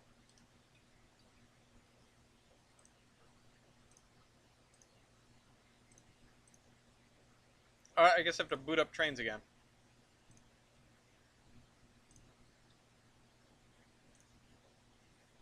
Ending task. Rebooting task. That's not Trainz, that's Run 8. I'm not playing Run 8 on stream, not yet. Start Trainz. Thank God for no, doodad. Oops, I skipped right past it. Oh man, this scroll bar is not very helpful. Use sessions. Drive session. Use changes.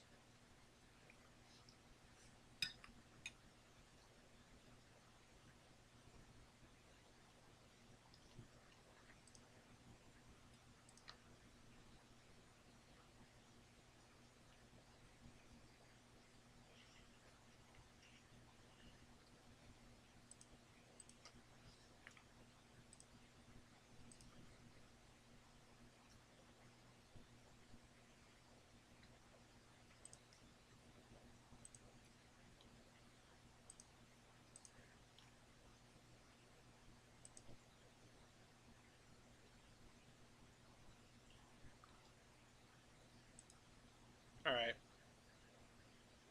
Anytime you want to load. Anytime.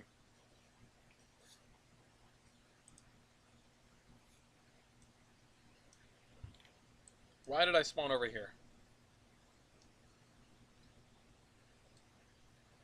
Can I go to, there we go. I'd really like to set the time to 5:40. Can I do that?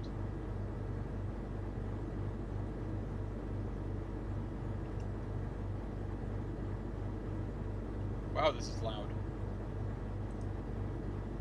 Oh, I can. But I can't set it with any, like... I can't set it, you know, well.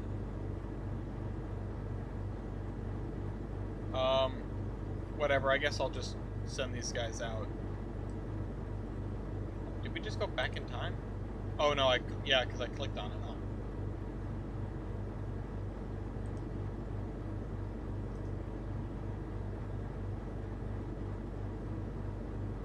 Alright, whatever, I'm just gonna let this guy loose. It's close enough.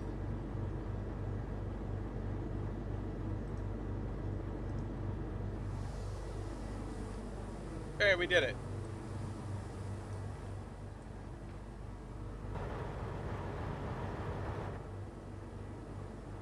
And the lag is not good.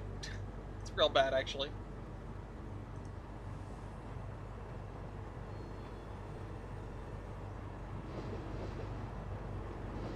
I love it when my train's rubber band.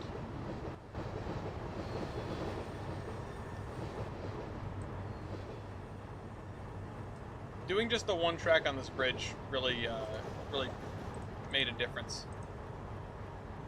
I'm not placing 87 more interurbans.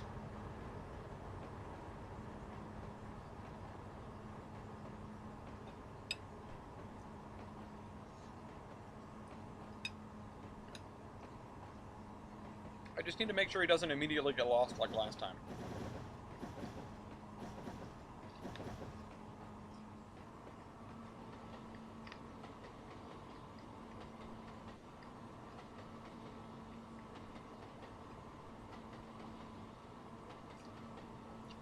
There's your guys' favorite, the banana place.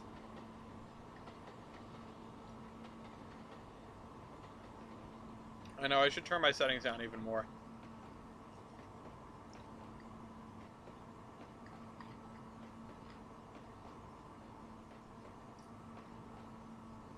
Once I get further from town, it gets better.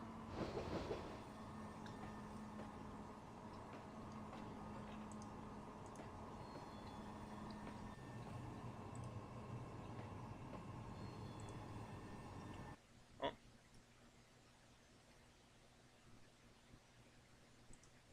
Let's do that.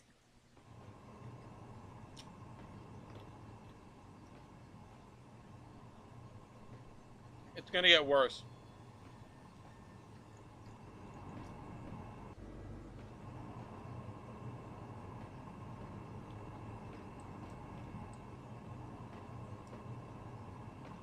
Yeah, now we're rendering like the whole town. If I face this way, it'll get a little bit better.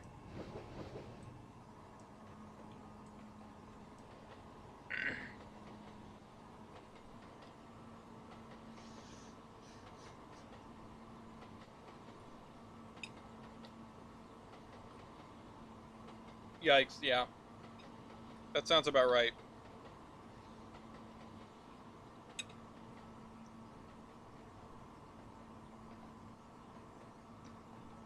But he seems to be figuring it out.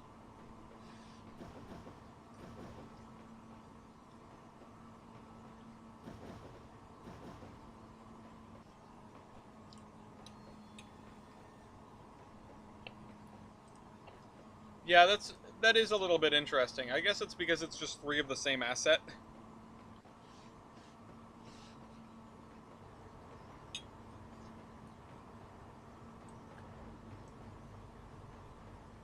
If I always look straight down, I won't lag.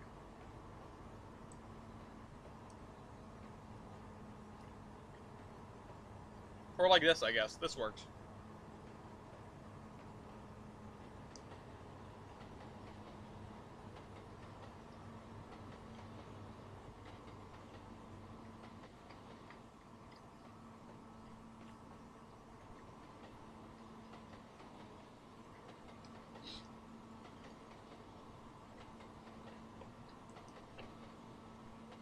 No, it's only 3.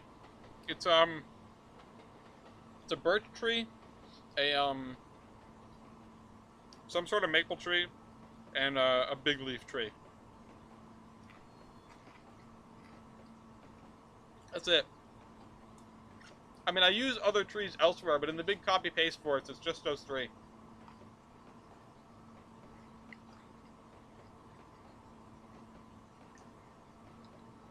And the concept of if you don't see it, it doesn't exist is very true when it comes to, you know, rendering stuff. My initial intention was to do a Maple Beach birch spline, or setup, but I found the ones I liked and stuck with them.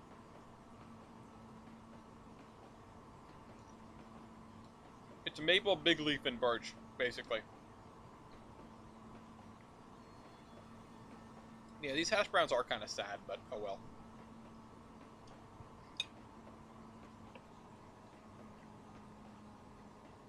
I wonder if they'd be good if I sprinkled Parmesan cheese on them. Everything's better with Parmesan cheese.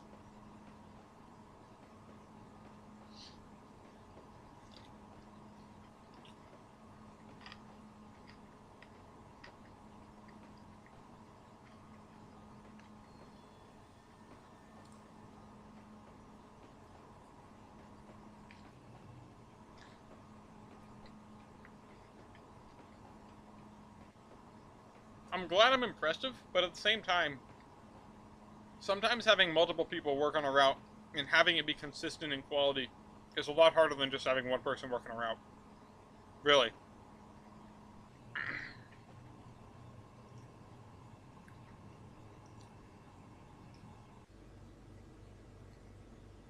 Was it just Parmesan cheese?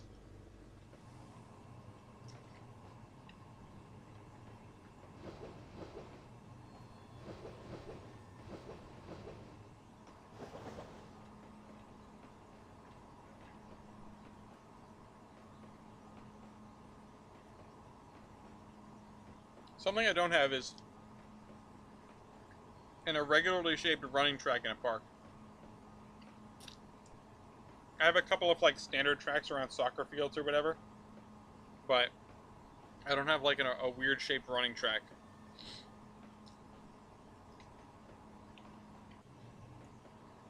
Huh. Well, I'm glad it was good. The grilled cheese, anyway. Yeah.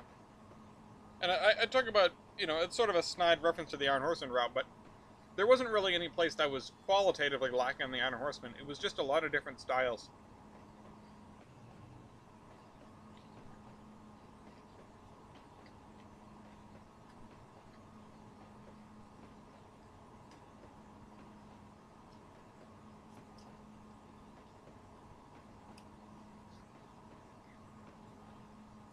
Alright, we gotta pick up some people.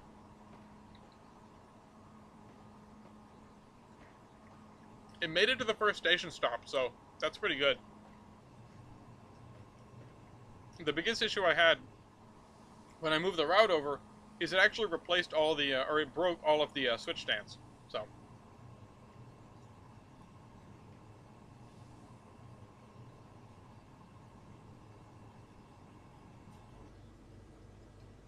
Did anyone see that?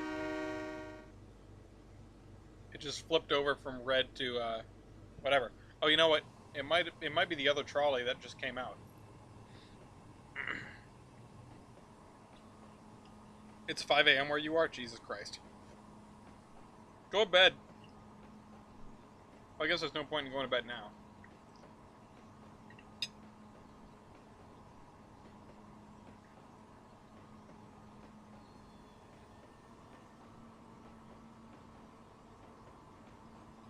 Stay up forever.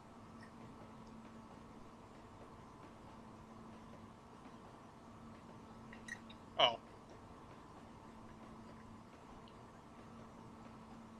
It's almost 6 a.m. in game. I'm gonna push these hash browns into the ketchup, and it'll be better. It actually is better.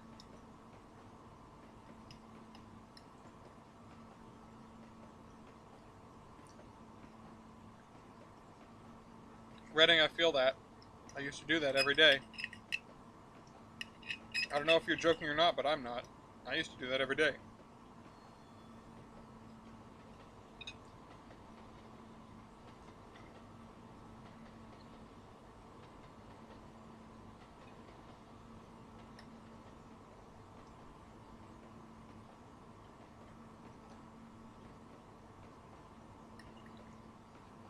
I mean, it's going 30 miles an hour.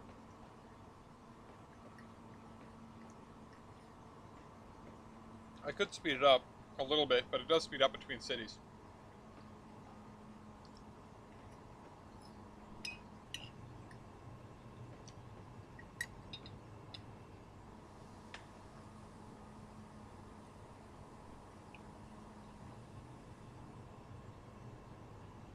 Driving is bad.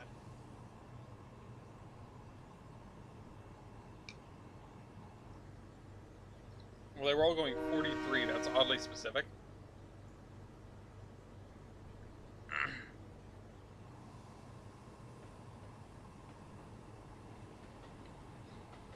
Alright, so this guy's heading out. Alright, I'm gonna head out. Some fences back here would probably be in order if I don't have them already and I just can't see them.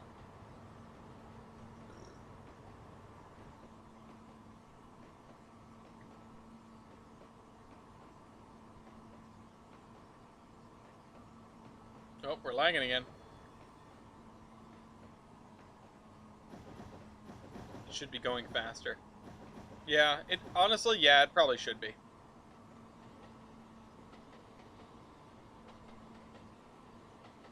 Especially in a dedicated right-of-way like this.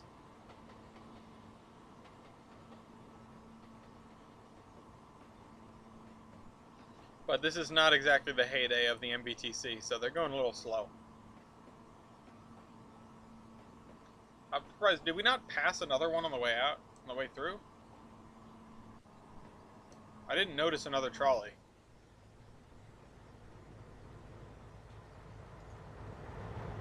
No, this one hasn't left yet. They're supposed to leave in 11-minute increments. I assume it's broken because I messed with the time. So, pro tip, don't do that.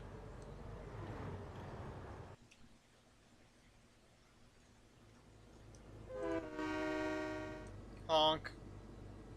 That's what trolleys sound like. Great incident of 1031. Yeah. Alright, and then we take off. 50 miles an hour. Woohoo, let's go. Full speed.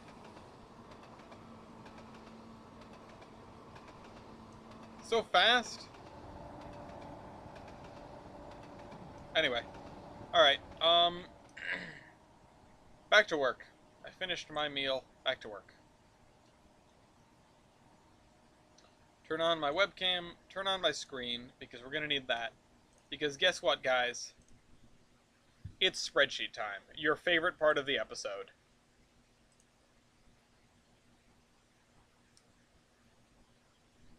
Alright. Edit session. Use changes. And we'll make a save here, too. Because that's what I do every time I break the route. Which is most of the time when I'm leaving the game. So here's our spreadsheets. We have a new one, switch lists. It's basically brand new. And Sidings actually takes care, I'm realizing Sidings actually takes care of something I was worried about, which is keeping track of the, like, existing stuff. Like, okay, these cars are here, these cars are here, these cars are here. Like we said, numbers and charts. Good. Because you're in for it.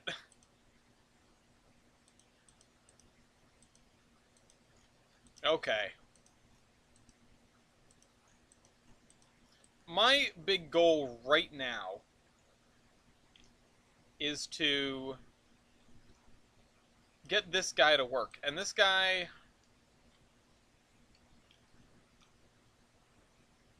Let's say crew call is 6 a.m. for him. Or maybe 5. I mean, do we send him out at 5 in the morning? Because that's an early train. I don't want him to be waiting for anything. I want him to be out of the yard.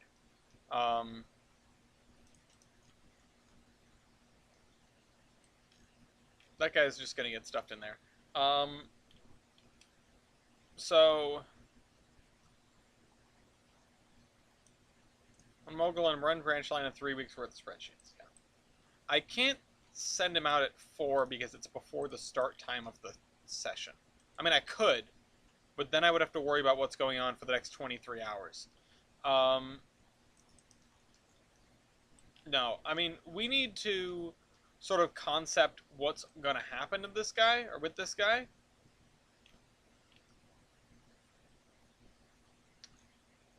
And, yeah.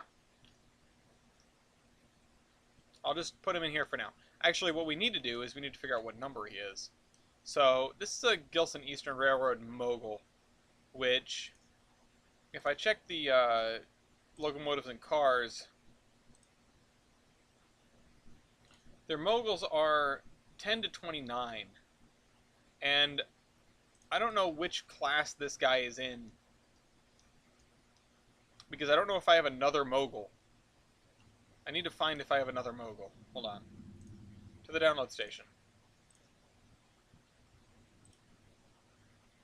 Download station. True. Mogul. If I just type in Mogul, what happens? Oh, British.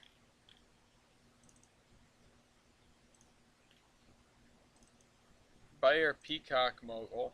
No. No. Oh, there's the Green Gorge stuff. Love to see it.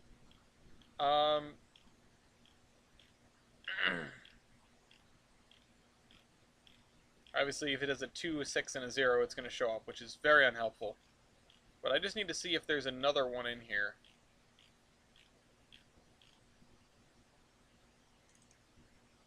Great Western British stuff. LMS. Oh, those are engine specs.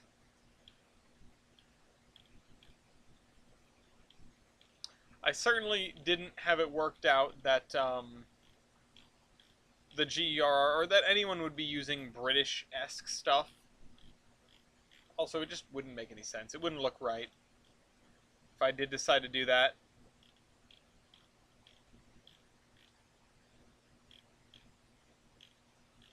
Alright, let's see. Keep going. This is a reskin of that. This is another Ben Neal thing. Everyone just reskins the same Ben Neal things. Oh. Yep, same thing. I would be surprised if there's something that isn't a reskin of the Ben Neal engine, honestly. Everything is a reskin of the Ben Neal engine. That's my issue, a lot of the time.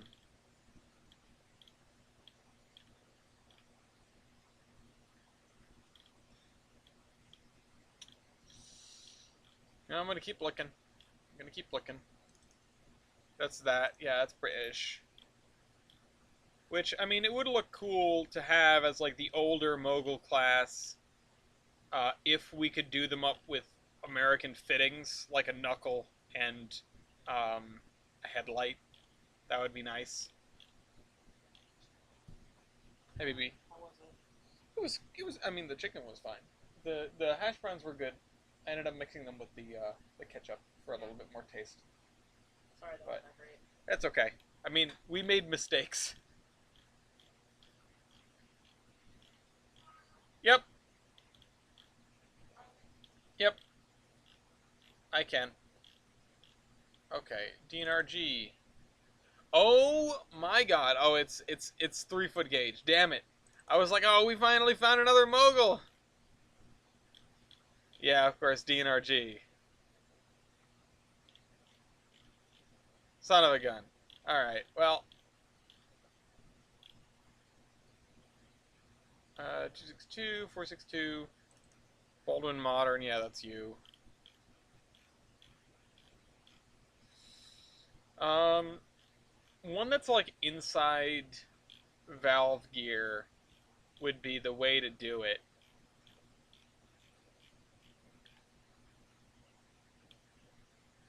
Oh, also, I should probably do this. Category.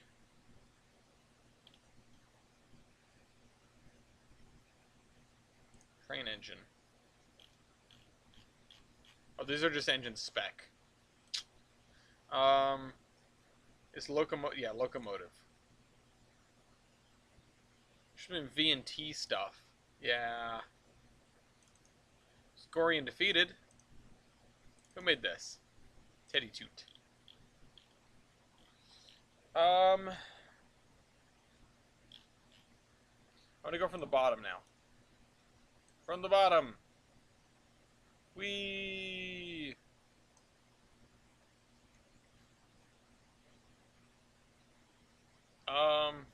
Yeah, because the only thing I can think of is if I find a really, really old Mogul. That's neat. Canon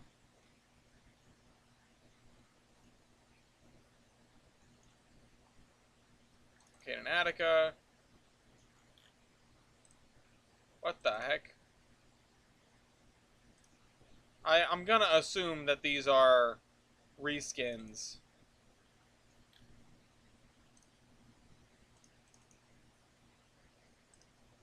We're just gonna download this and see what it is.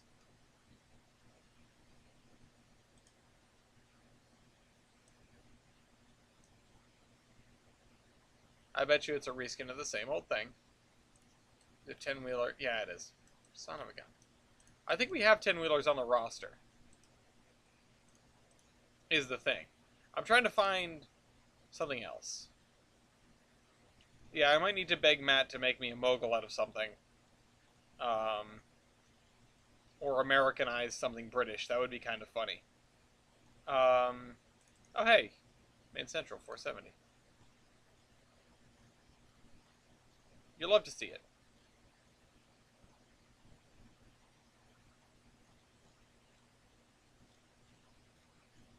I just want to know, because if I can find one that's newer, then these are the earlier class, and if I can find one that's older, then these are the later class. That's it. That's why I'm doing this doom scrolling right now.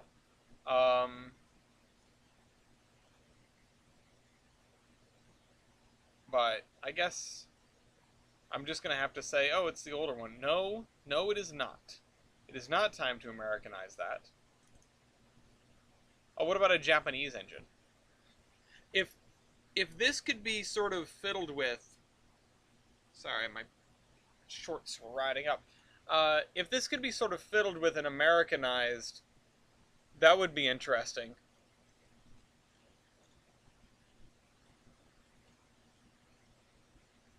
I might download this just for the hell of it. Oh, Japan's 3'6". You're right. There are some. Yeah, it's 42-inch. Damn. There are some standard gauge. I mean, the Shinkansen is standard gauge, isn't it? Thank you for reminding me before I got disappointed. What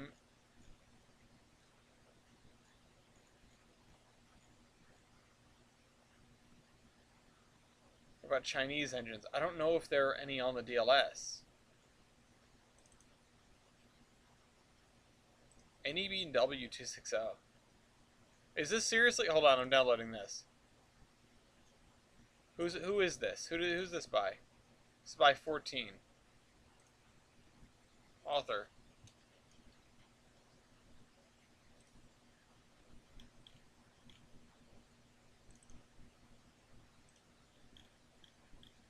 Let me go find that. NEBW. Yeah, that's it. And this guy is just reskinning the same thing. So, category, locomotive, back to the middle of the thing.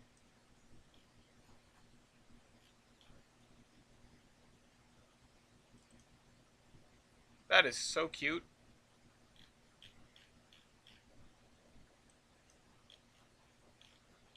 Imagine, though, it's a reskin of something else. But they're all reskins of this. It's just 1,000 Ben Neal reskins.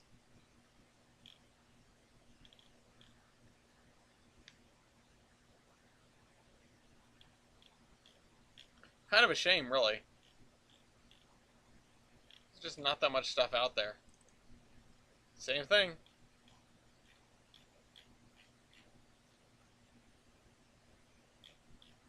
Except for the stuff that isn't American. Everything's a reskin of Ben Neal's 260. Not that I'm immune to that.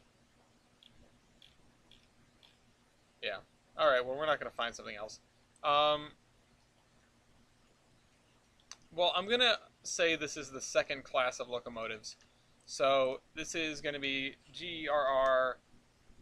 Let's see. It's a number between 10 and 29, so probably a number between 20 and 29. 20, 29, 28.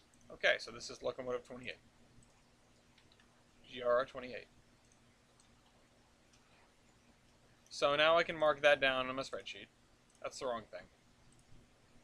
Mark that down in spreadsheet. Trainz. Power GRR 28.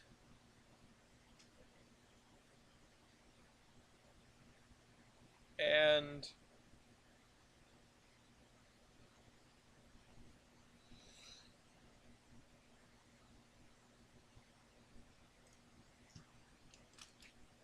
Oops. Turn. I'm just going to say turn. And I don't know what to do with this part of it yet. So that's something we're going to have to figure out as we go. This is...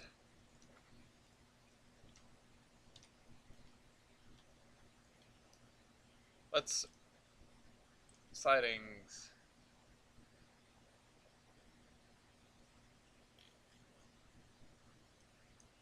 Home yards. We need to put down all the home yards. Bellington, Gelson City, Meridian.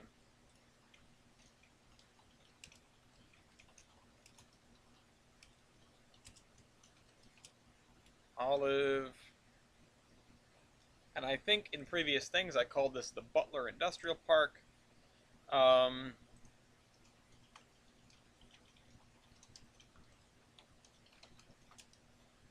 It's just track 1.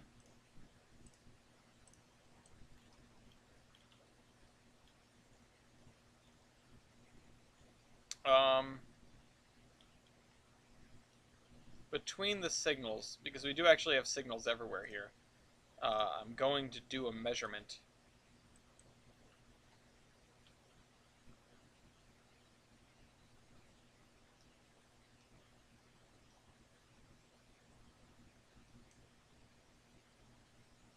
So, 2,660 feet, which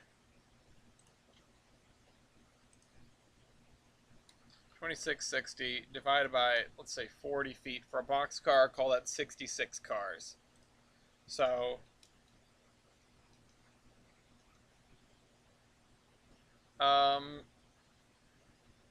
train, OL1. Unless we called the olive branch something else.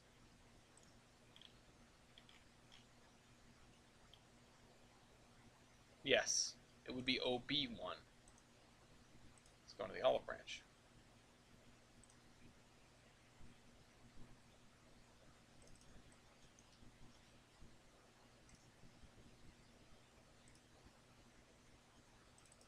OB1.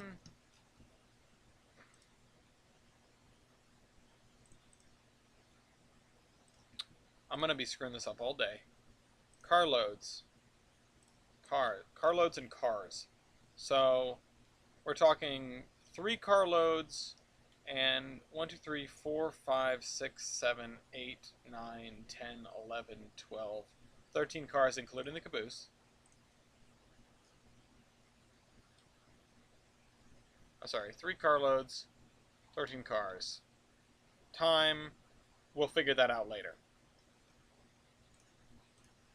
Although I'm realizing something we should probably be doing, which is we need to put a caboose on this train, and it's probably not just going to have a caboose on the train to begin with.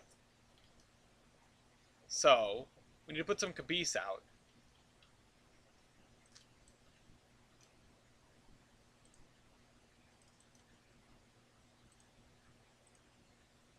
I don't want an undecorated one, thank you.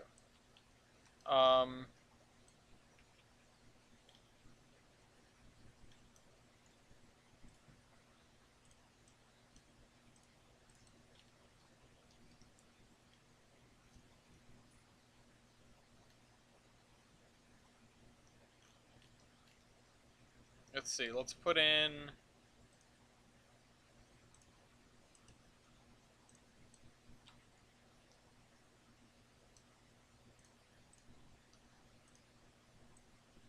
Let's just have 6 caboose to start with. So, that means our first move is actually going to be the Olive Caboose track. Olive, Butler Industrial Park,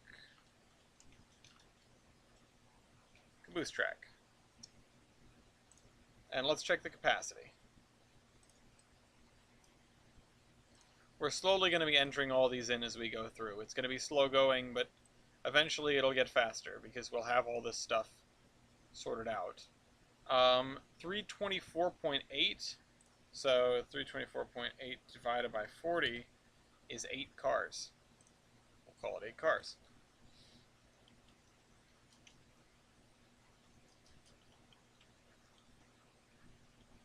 41. Actually, this is going to be 12.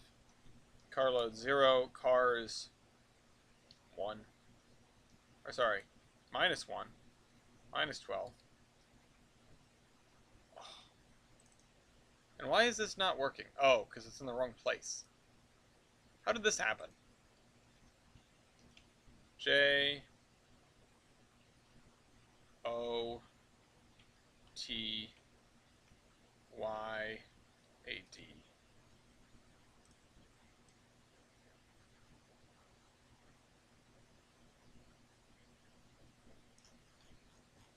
Oh. I had a feeling it was going to do that.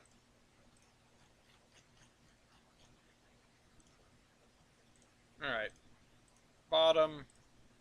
Bottom. Bottom. Bottom. Okay.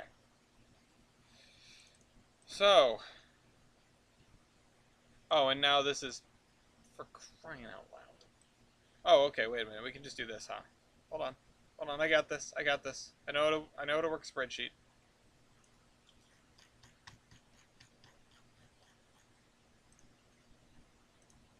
Okay. I feel overlooked where all the can be New Haven. What did I overlook? Oh, what did I miss? We were working on some fields around Mason Valley, or Mason's Landing.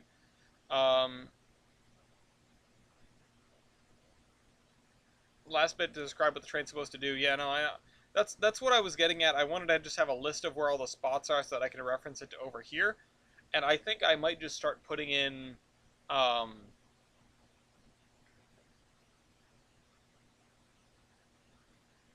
just sort of like the cell or the row, just like a row 7, sheet 1, 2, or 3, sheet 3, row 7, operation 1. So like 371. That's not a date. Thank you. That is a plain text. 371.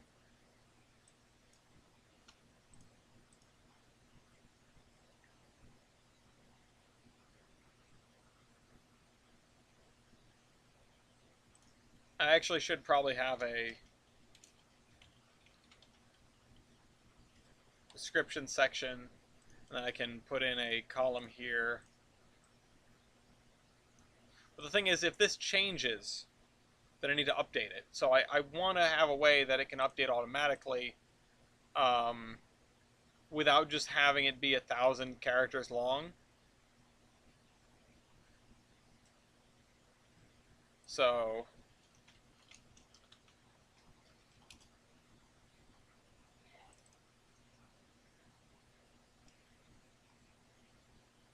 I don't know. I don't know what to do with this exactly.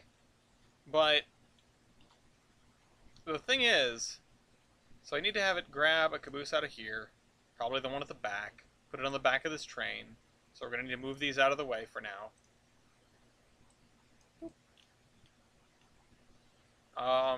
And then leave.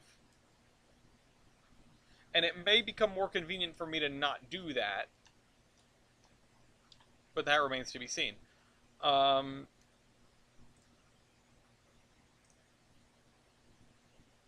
Boost track, capacity, blah, blah, blah.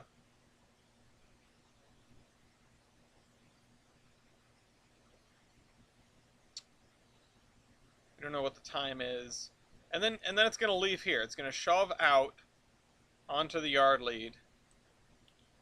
And then it's going to go up this way. And the first thing it's going to do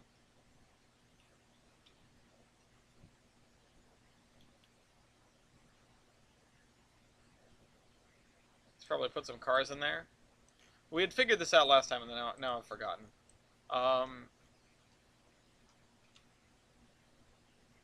Also pick these guys up. Yeah, so it's going to put some cars in there, and it's going to pick those up. So next move is in Olive. It is at on the Olive branch. It is the Log transload.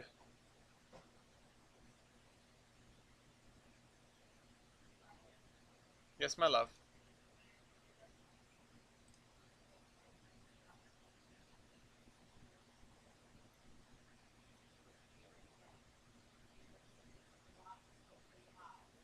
Okay. Um, let's see. This is a producer.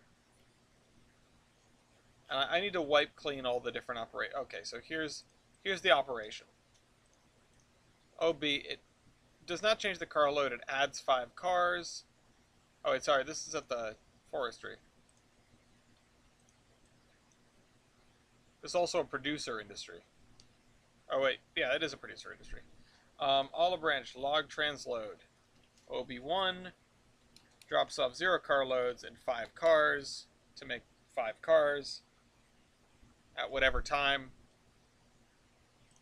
Then it continues up this way.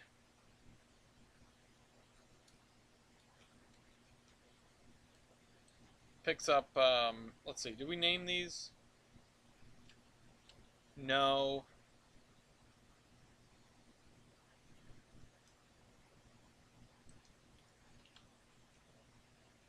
I guess we should have these named based on something. So, standards. These are technically signals.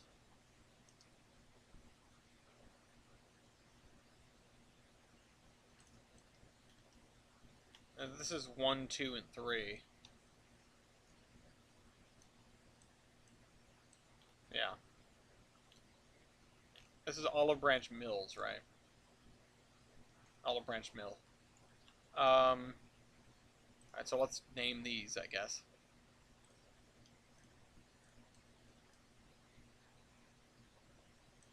Although the signal...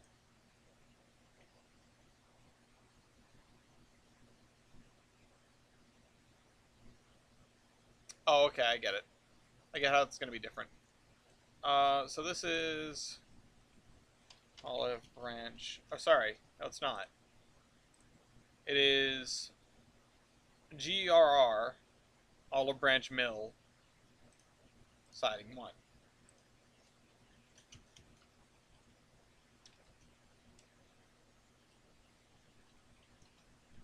Siding 3, actually.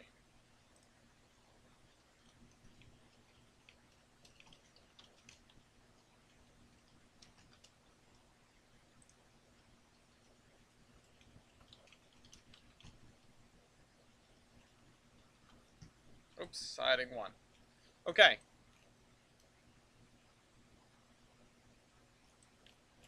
So, I need to add these two to the list. Sidings. This is Olive, Olive, Olive Branch, Olive Branch.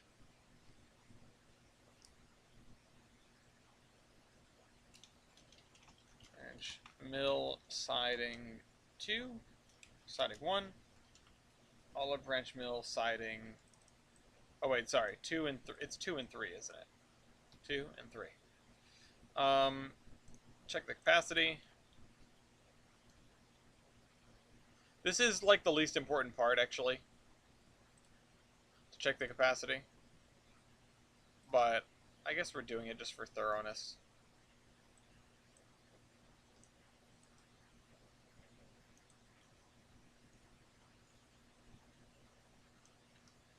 Say 320 divided by 40, 8 even. This one I think is also 8. I'm gonna call them both 8. OB1, OB1. Let's see, we're gonna take out how much? 1, 2, 3, 4, 5, 6, 7, 8, 9. So negative 5 and negative 4. Also negative 5 and negative 4. At whatever time he gets here.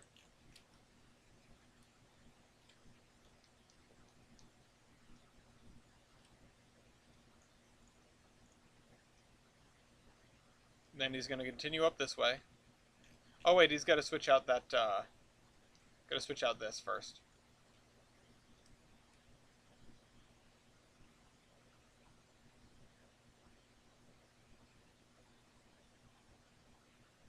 I could always have this instead of time just say like first, second, third. But that doesn't really matter that much.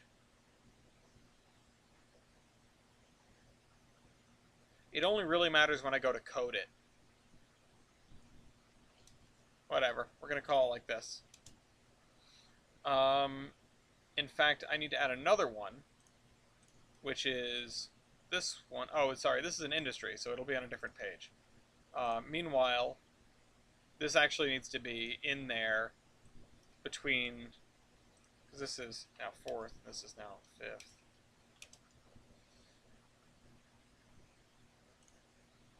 Producers, 3rd. So it does that one. I know it's called time. I'll be doing it with time later so that we can keep track of stuff like that. Once I actually code this thing, which I might be doing next week. Olive branch. Oh wait, sorry, again, this is not, well, whatever. Sure. We don't have any of that listed, but this is a consumer, and I did have some of this stuff done up already.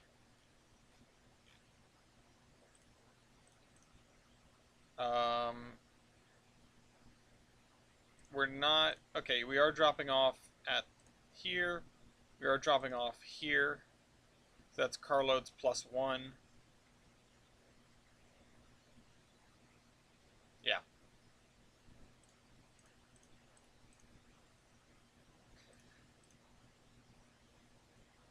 Oh, we need to drop off this as well. So,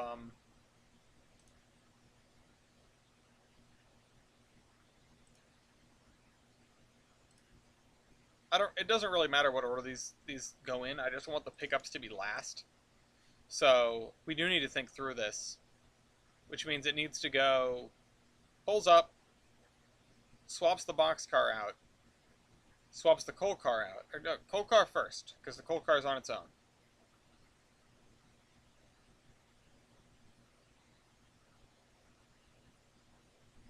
No, boxcar first. So consumers, boxcar first. So all branch mail goods, 3rd, 4th, and then 5th and 6th. And then we proceed up the hill.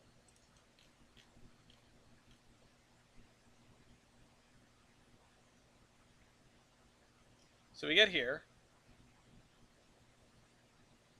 and we're going to load 4 cars because that's all we can load at one time. Meanwhile, how many cars did I bring? I shouldn't have brought more than 9.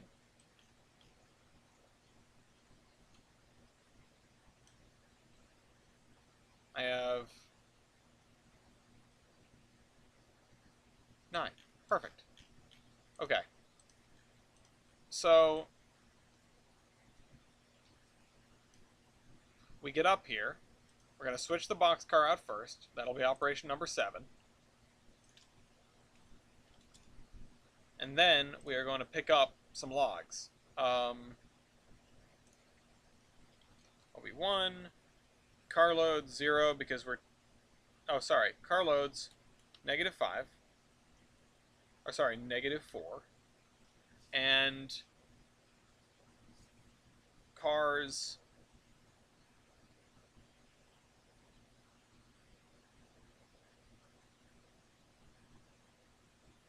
0 actually, because we're not dropping any off or picking any up. And this is 8th. And that's it. Then it returns home. It goes back. And maybe pulls into the exact same siding, or maybe pulls into... Yes, baby?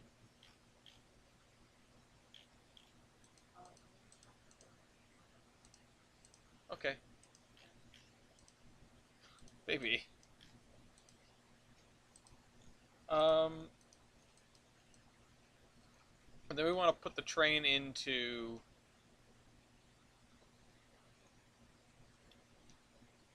one of these tracks for disassembly. Probably this one. Or probably... Yeah, this is the arrival departure track, so... Pull into here.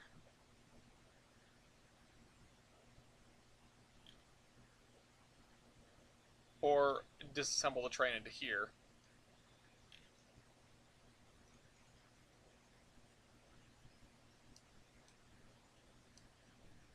I think it's kind of crazy that we only have, we can only load 4 at a time. I think, I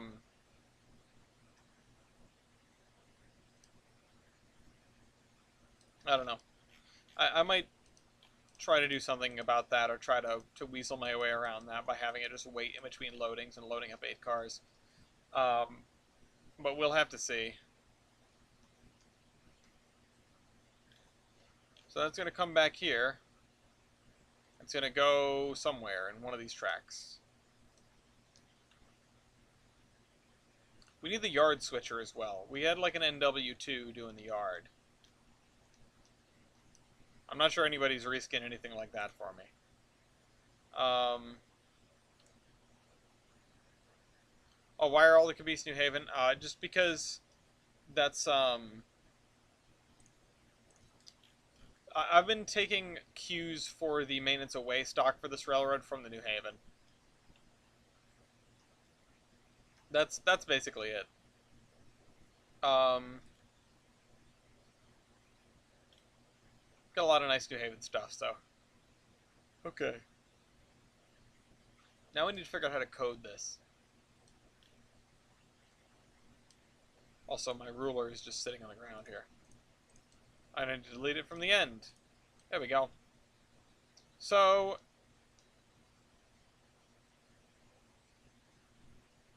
as soon as he clears the yard,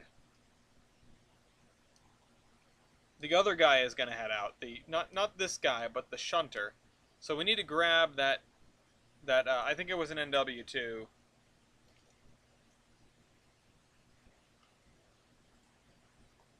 Let's see if we can find another DLS. I don't remember what it was. Oh, is it in the assets? Or, wait, hold on. Yeah, NW2 or SW1.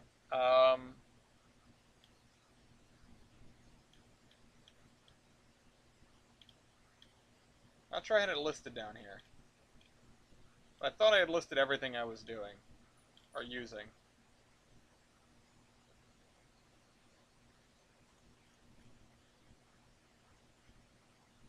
I guess not. I guess I neglected this one. Let's see if we can find an SW1. SW1500s.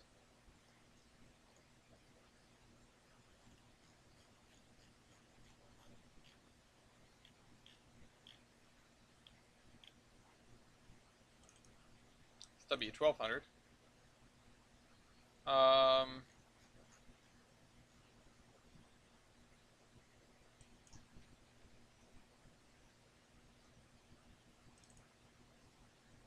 It's a Ma and Pa one.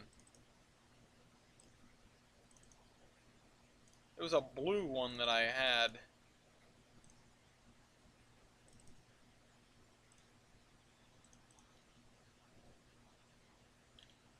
Oh, cool. We've gotten to the dash situation again.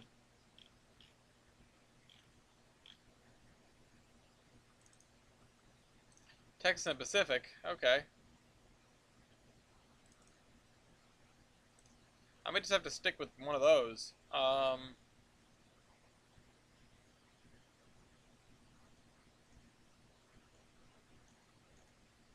don't want CNNW. I want something that's in blue.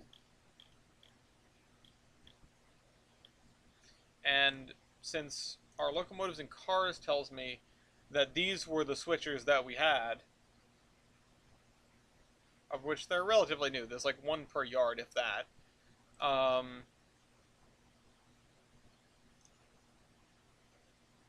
I guess I'll just get the Conrail one.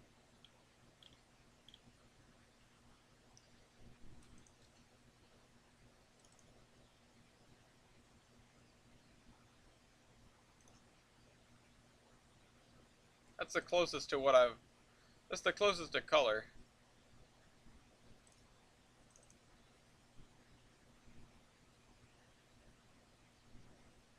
This guy's reskin. What is the original one? Oh, these are all just redones of the same thing.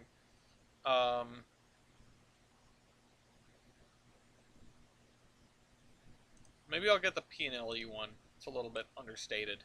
I like that.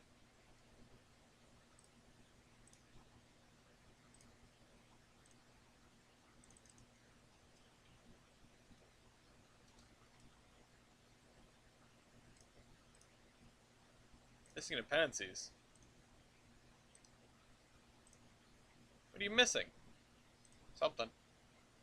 What about the Conrail one?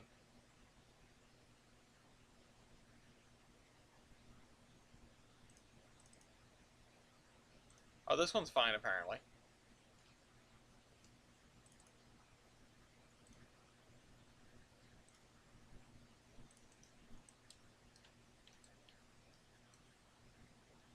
Does this not fit in the bay? It doesn't. Why is it so big? Why is it so tall? Is this on... Are they... Is this... The scale is wrong on this? Why is it so big? Is this roundhouse just very small? Yes. Yes, it is.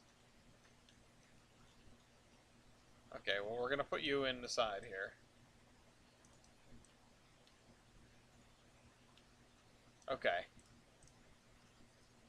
You are going to be GERR. Let's see.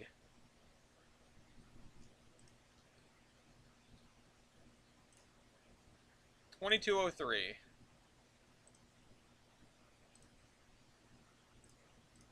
How about it?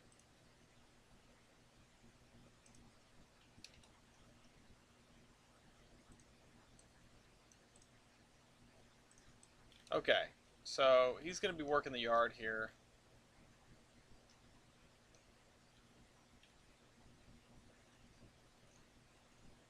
What is this? What does this one do? Oh, right, it's that. I'm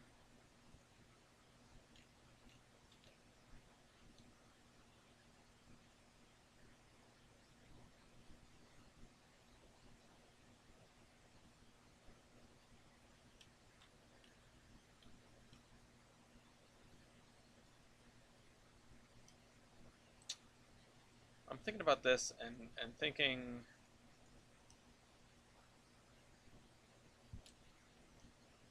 This one is not going to show up yet. This one is probably in, but it doesn't make sense to go and switch that out right away.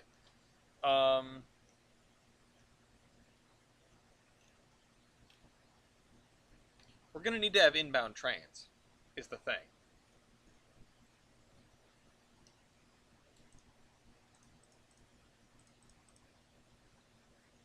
Let me put those back.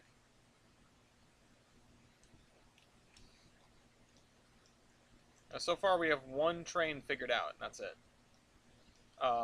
There are supposed to be a couple of inbound trains at this point in time. One is like the overnight goods train.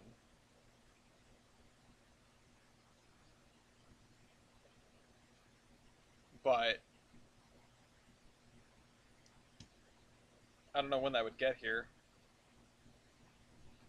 The refining is all done in Wombeck, so that stuff has got to come over the top. And probably would not be here until later in the evening.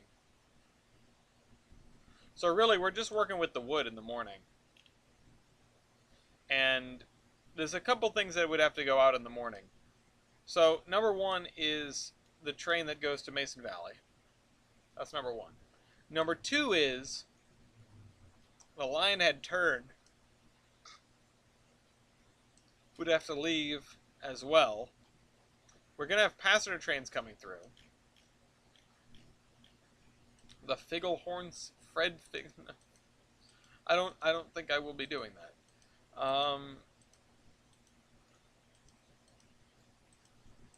So, if I want to think about this for a second.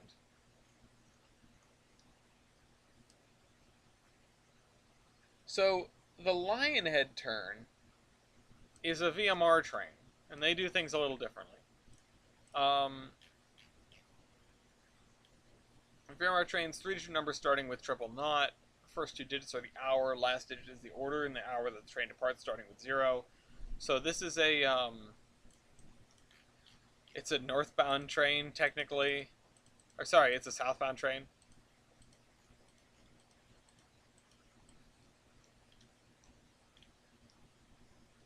It's probably going to run with a consolidation. Runs out of olive here.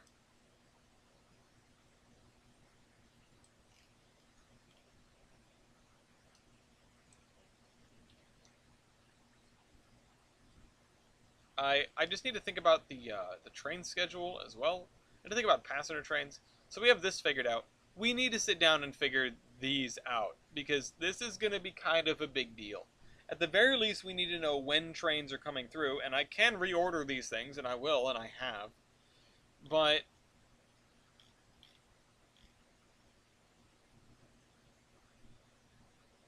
yeah, we have these guys. Train numbers are broken down by hour and increment by 2 per train. Now northbound trains are odd number. Yeah, so these don't make any sense. These numbers that I have written down right now.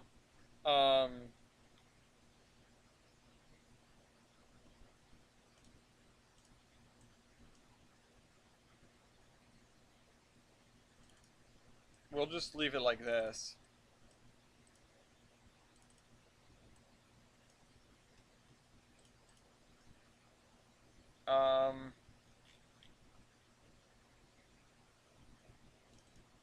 Numbers are broken down by hour. This is all set. I had this figured out. Pretty sure this corresponds with my standards document here. Yeah.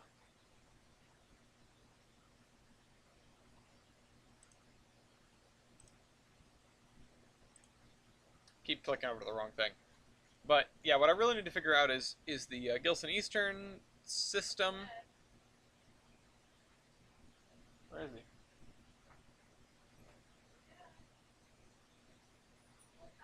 And schedule. And I should be looking at like the Northeast Regional for something like this.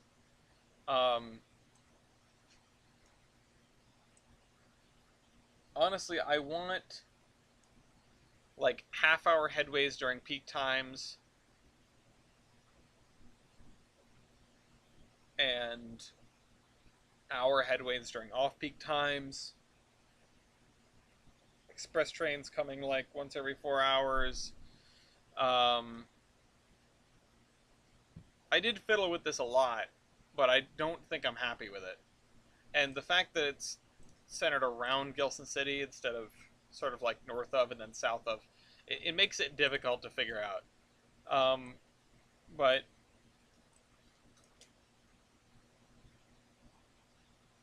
assuming it takes 2 hours to get there, which is optimistic.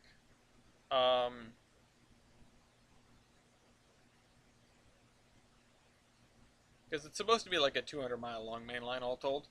So it would be like, that's 15 miles, so like 15, 30, 45, 60, and then double that. Yeah, I mean, that's about 2 hours if you can keep the average speed up, which you probably wouldn't be able to. If you want your first train to arrive...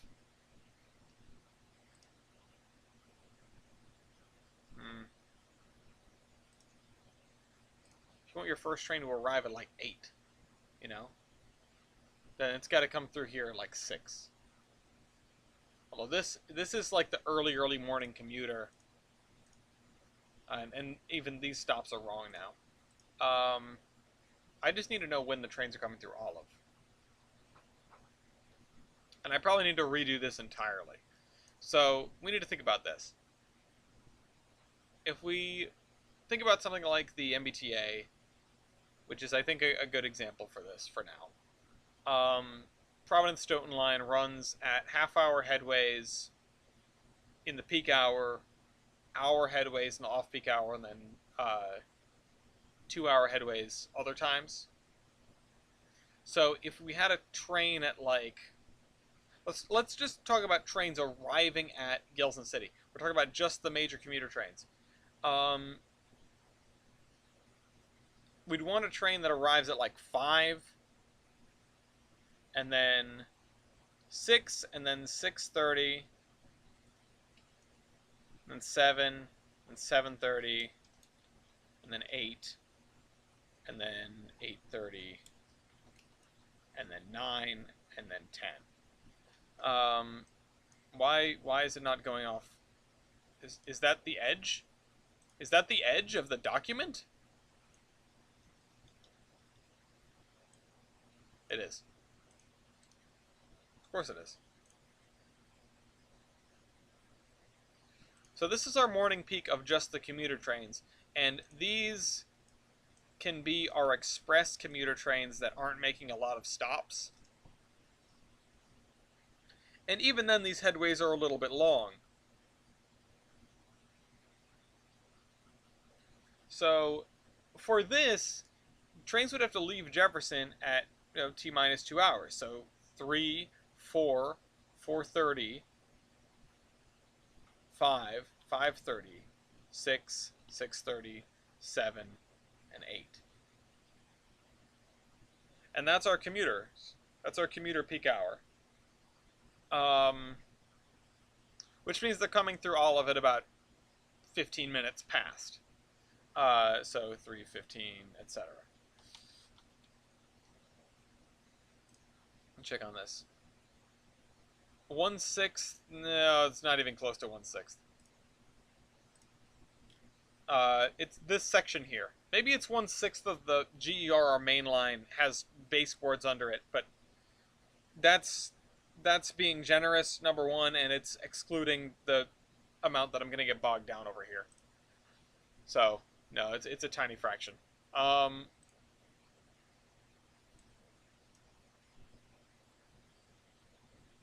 And then we have stuff like the beach train, which there is a morning train which meets the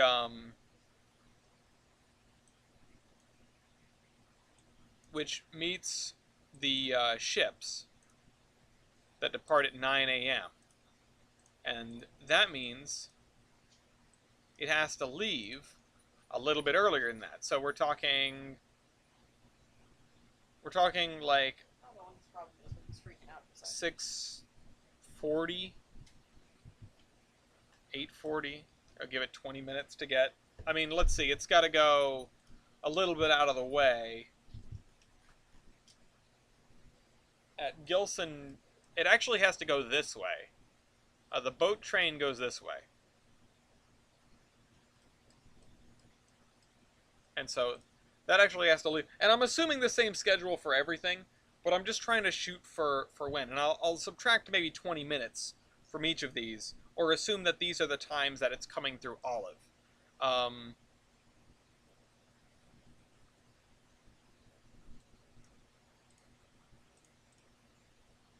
And if we do, let's just say commuter, or com,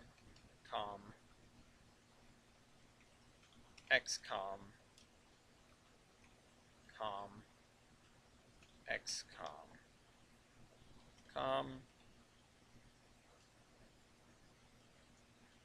XCOM, Express, and com. So consider the commuters are making all the stops. And we need to actually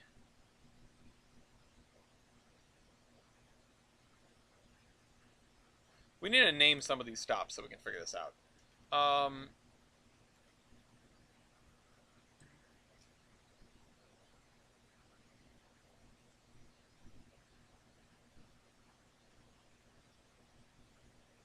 Let me Mason's Landing, Bellington. I mean, I already have stuff named after, like Native American names, but I think because I want to have a long tunnel right here. I want to have like a Hoosick tunnel-esque tunnel right here, and I was tempted to name this Hoosick, or Hoosick Junction. But I want like a spooky name to go here. So I'm really not sure what to call this.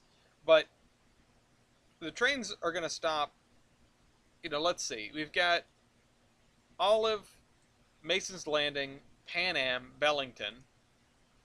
Trains are not really going to be stopping at Pan Am. But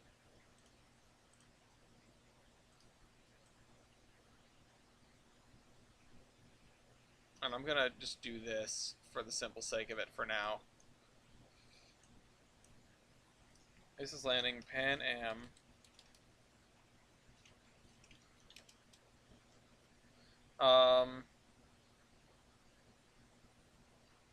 And then we have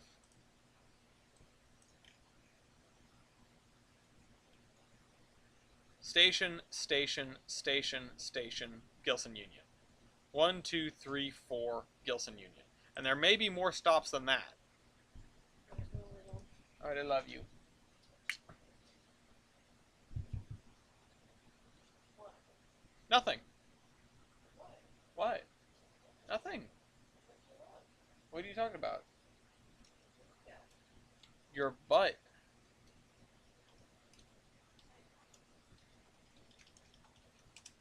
So, we don't have names for these yet, but we will. We do need to come up with names for them. Name it. I'm not naming it Figglehorn. I want it to be a little scary. Figglehorn is not scary.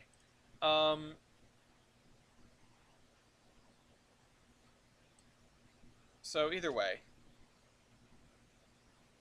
some of these trains are making these stops, some of them are not.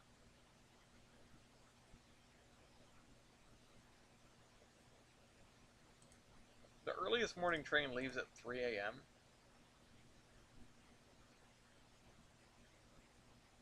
Hold on.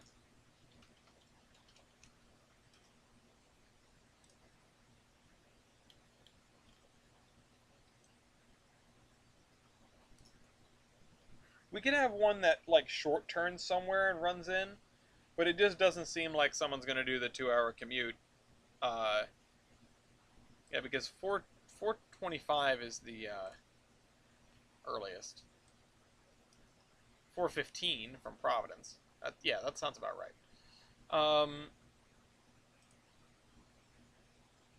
I just need to look at this map and say, like, okay, where are people going to be commuting from or coming from? And the answer is mostly in here. And so we can probably drop the earliest train.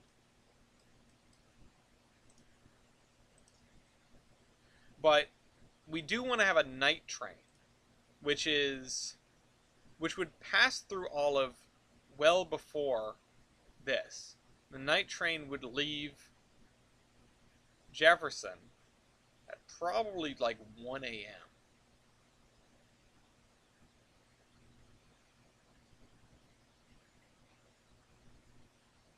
Or like 2 a.m.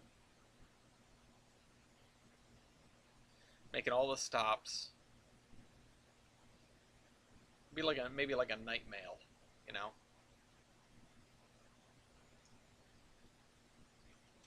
So 2 to 4.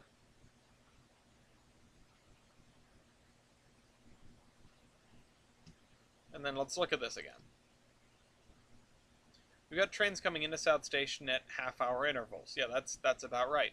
But it goes on for 1, 2, 3. That's more than half-hour intervals. 4, about 5 hours. Right now, we're supposed to be in a golden era of railroading. We have headways. Yeah, that's not quite it.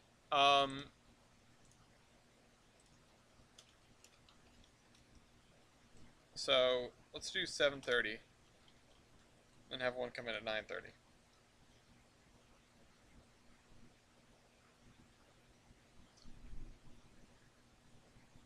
This the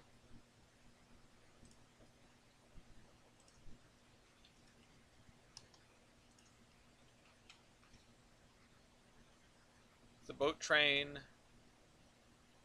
We do want our nighttime long distance express train, which this one would probably be. What was I saying about Jefferson before? That I wanted.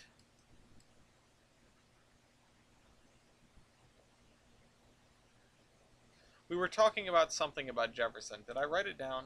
I don't think I wrote it down.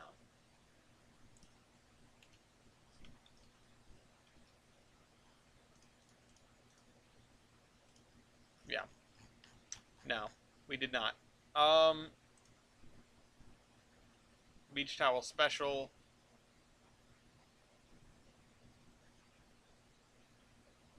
I don't remember what we were talking about. Crow's Nest. Crow's Nest does not strike me as spooky. Figglehorn is a name that I'd like to use somewhere, just not right here. Hmm.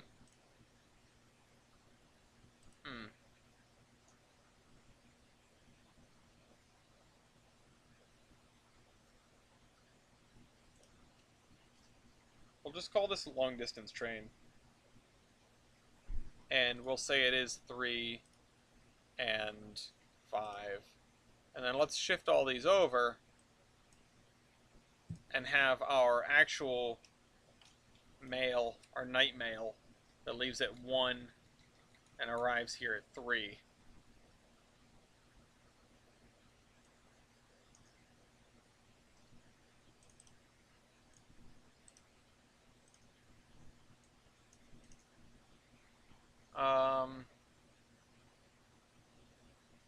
We have a long distance train in the morning.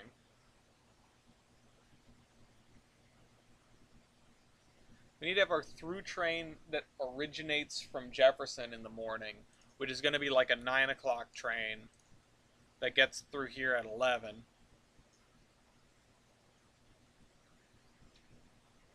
Again, I'm marking this as when they sort of come on system. They'd be leaving maybe 15 minutes before this, maybe a little bit longer.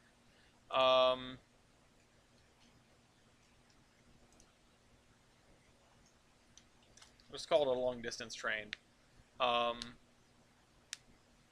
And then we want the express, which leaves at 9:30.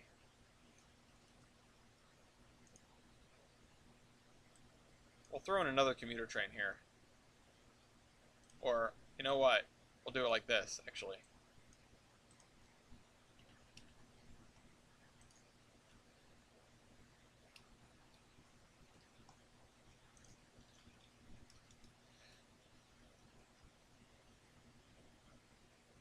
Commuter trains.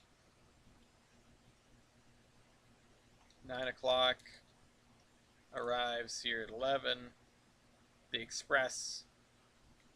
Again, we're going to assume that it doesn't shave off any time, but it definitely would. Because these guys are making all the major stops. These guys are making, like, no stops.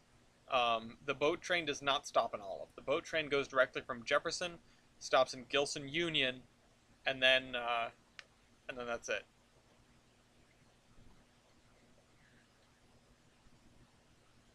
And that is our morning train schedule. So we don't have to worry about anything before this, because this all happens, you know, before the scenario wakes up.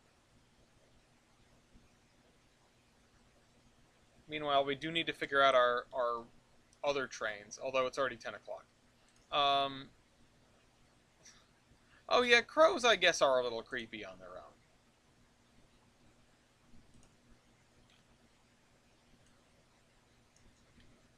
I'm just going to go with Hoosick Junction, which I think is a real place. We have a lot of Doom sort of sound, like actual Doom names, like Tombstone and Doomsday. and Blood Gulch. But,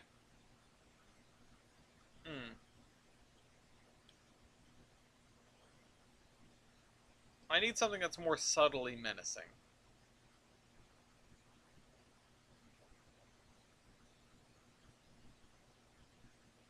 Crow's Nest is actually not a bad place. It's not actually a bad name. Alternately, I could call it Eagle Bridge, which would not be menacing at all, but there is a bridge. Um,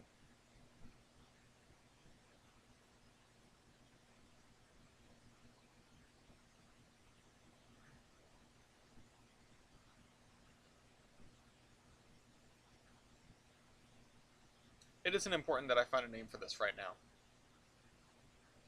But now I'm thinking of revamping my passenger schedule, which I haven't done in some time. But if we're doing AI again, I kind of have to, and that's what all these tracks are for here. Um,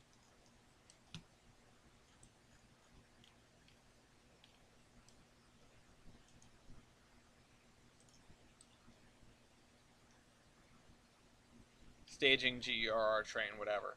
Um, so,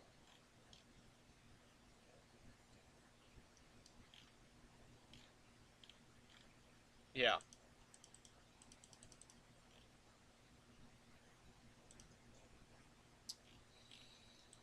I don't know, I just need to think about this now, because we need to come up with this, but the other thing we need to do is come up with the VMR timetable. That's what I really started thinking about, because the VMR is going to be the tightest one. We have an intermodal train that's coming down the hill and is to pull in at like 9 a.m. Or earlier. We have the Lionhead turn that needs to go out.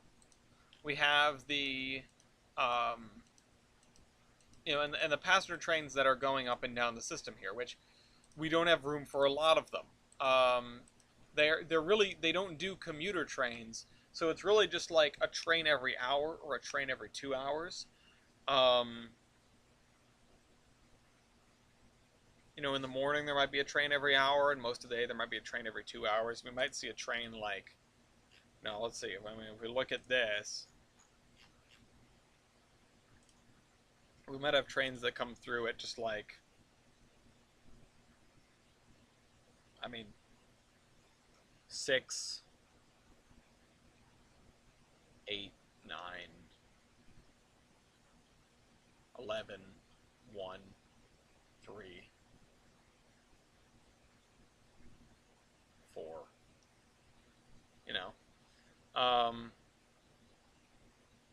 or 5, 6, 8. That might be our entire train schedule for the day. 1, 2, 3, 4, 5, 6, 7, 8, 9. It's 9 trains in each direction on a daily basis. That's not that bad. And then like a night train, so let me slide these back over.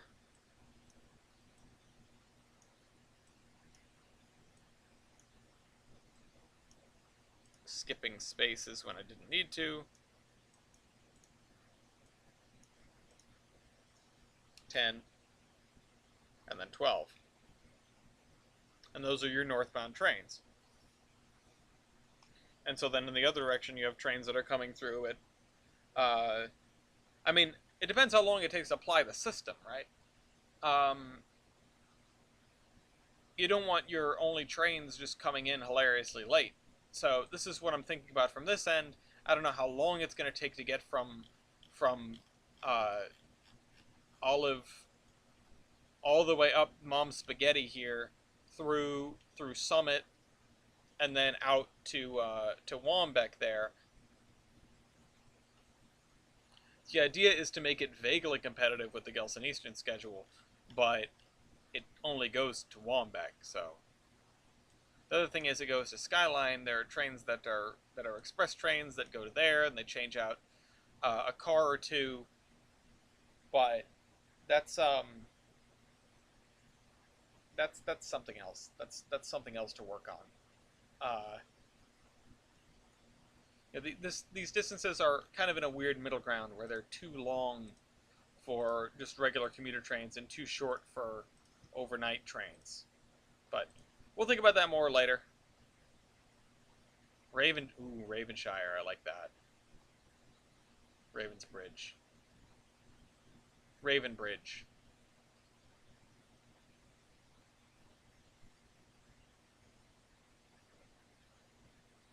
I'm gonna go Raven Bridge. I'll write that down.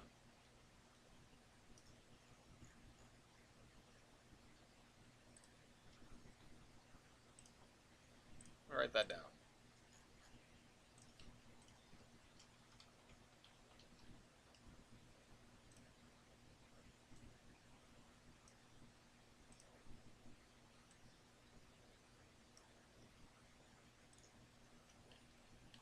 Bird brain. Alright, Raven Bridge. Let me write that down in my other document. Over here.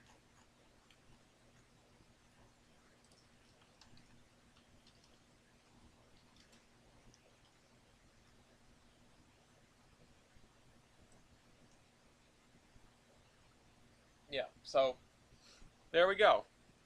We have a town. It's called Raven Bridge. We're gonna need to figure out these trains. We're gonna need to sit down and bang out the consists for them. Once upon a time, I had figured out what the 4 Pacifics were. That is something else I need to figure out again. So, anyway, thank you guys for tuning in. I'll see you next week. This is the Admiral.